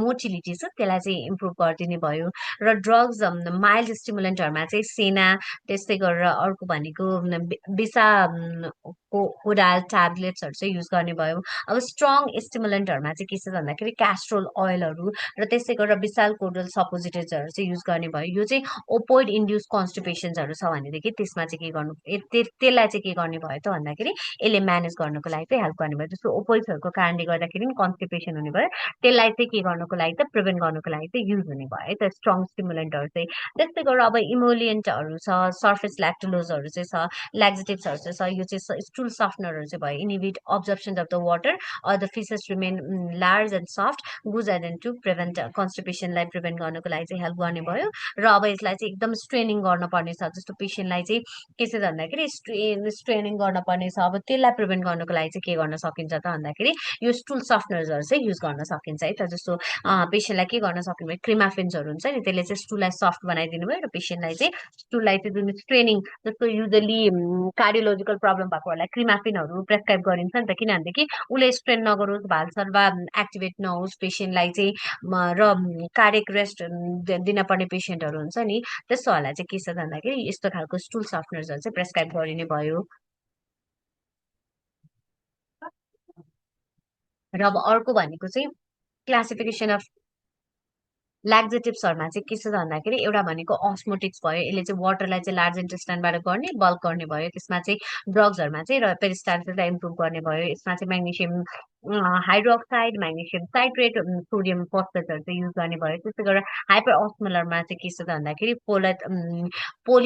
पोलिथाइडिन ग्लाइसोल एन्ड इलेक्ट्रोलाइट्सहरू चाहिँ भयो त्यस्तै गरेर ल्याक्टुलोज सर्बिटोल्सहरू चाहिँ हुने भयो है त यसले चाहिँ के छ त भन्दाखेरि पाउडर फर्ममा मिक्स गरेर दिन चाहिँ सकिने भयो त्यस्तै गरेर यो चाहिँ बाउल प्रिपरेसन्सहरू जस्तो कोलोनोस्कोपीहरू गर्दाखेरि पनि के गर्न सकिने भयो त बाउल क्लियरेन्सको लागि चाहिँ दिन सकिने भयो अर्को भनेको लुब्रिकेन्ट ल्याक्जेटिभ्सहरूमा चाहिँ मिनरल ओइल्सहरू चाहिँ भयो यसले चाहिँ के छ त भन्दाखेरि पेसेन्टहरूलाई चाहिँ जुन त्यो फिकललाई चाहिँ सफ्ट गरेर त्यसलाई चाहिँ के गर्ने त भन्दाखेरि further colonic absorptions of the faecal वाटरलाई चाहिँ प्रिभेन्ट गर्नको लागि चाहिँ हेल्प गर्ने भयो र यसले चाहिँ के गर्न सक्छ त भन्दाखेरि एनल लिकेजहरू चाहिँ गर्न सक्छ र अब पेसेन्टलाई चाहिँ लिपिड निमोनियाहरू चाहिँ भएको छ होइन रिक्स अफ लिपिड निमोनिया चाहिँ हुनसक्छ एल्डरी अथवा चाहिँ बेड रिडनलाई त्यही भएर तिनीहरूलाई चाहिँ के गर्नु भएन त कन्ट्राइन्डिकेसन चाहिँ भयो है त्यसै गरेर अब फ्लिट एनिमाहरू भनेको छ यसमा चाहिँ के गरिन्छ भन्दाखेरि इन्फ्युजन गरिन्छ हाइपरटोनिक सल्युसन्सहरूलाई चाहिँ के छ भन्दाखेरि बाउलमा राखिन्छ जसले चाहिँ के छ भन्दाखेरि that pulls the fluid into the colon and cause distension and defecation गर्ने भयो फ्लिट इनिमाहरू दियो इनिमामा चाहिँ के छ त भन्दाखेरि हाइपरटोनिक सल्युसन पठाइदियो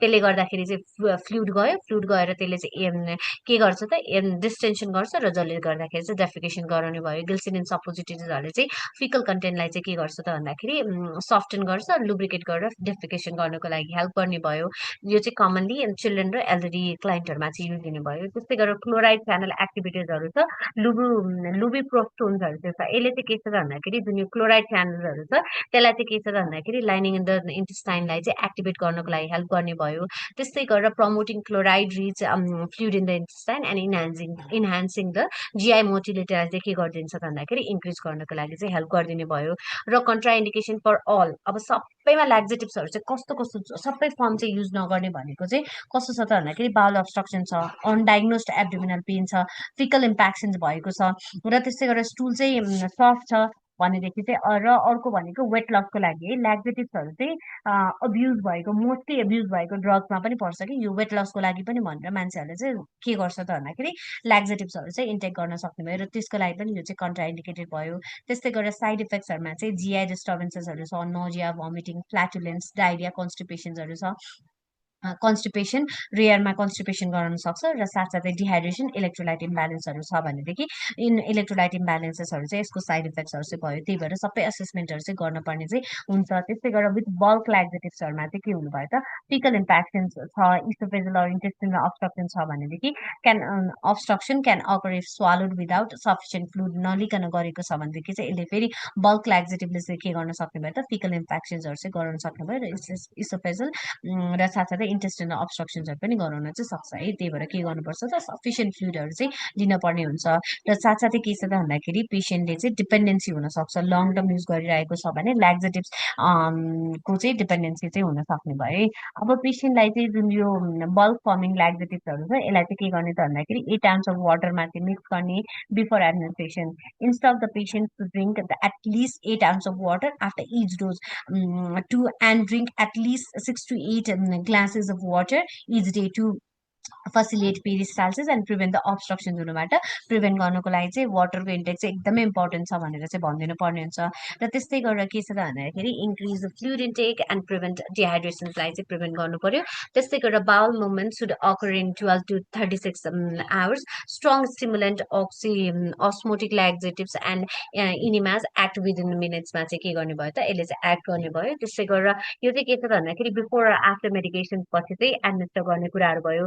फाइबर ल्याक्जेटिभ, स्कुल सफ्टनरहरू चाहिँ भेरी सेफ र एप्रोप्रिएट चाहिँ हुने भयो है त। यो चाहिँ डेली युजको लागि पनि के भयो त भन्दाखेरि यो चाहिँ इफेक्टिभ चाहिँ भयो है। त्यस्तै गरेर स्ट्रङ स्टिमुलेन्टहरू छ नि, जस्तो स्ट्रङ स्टिमुलेन्टहरू अस्मोटिक ल्याक्जेटिभ्सहरू र इनिमाहरू चाहिँ डेली युज गर्नु मिल्दैन।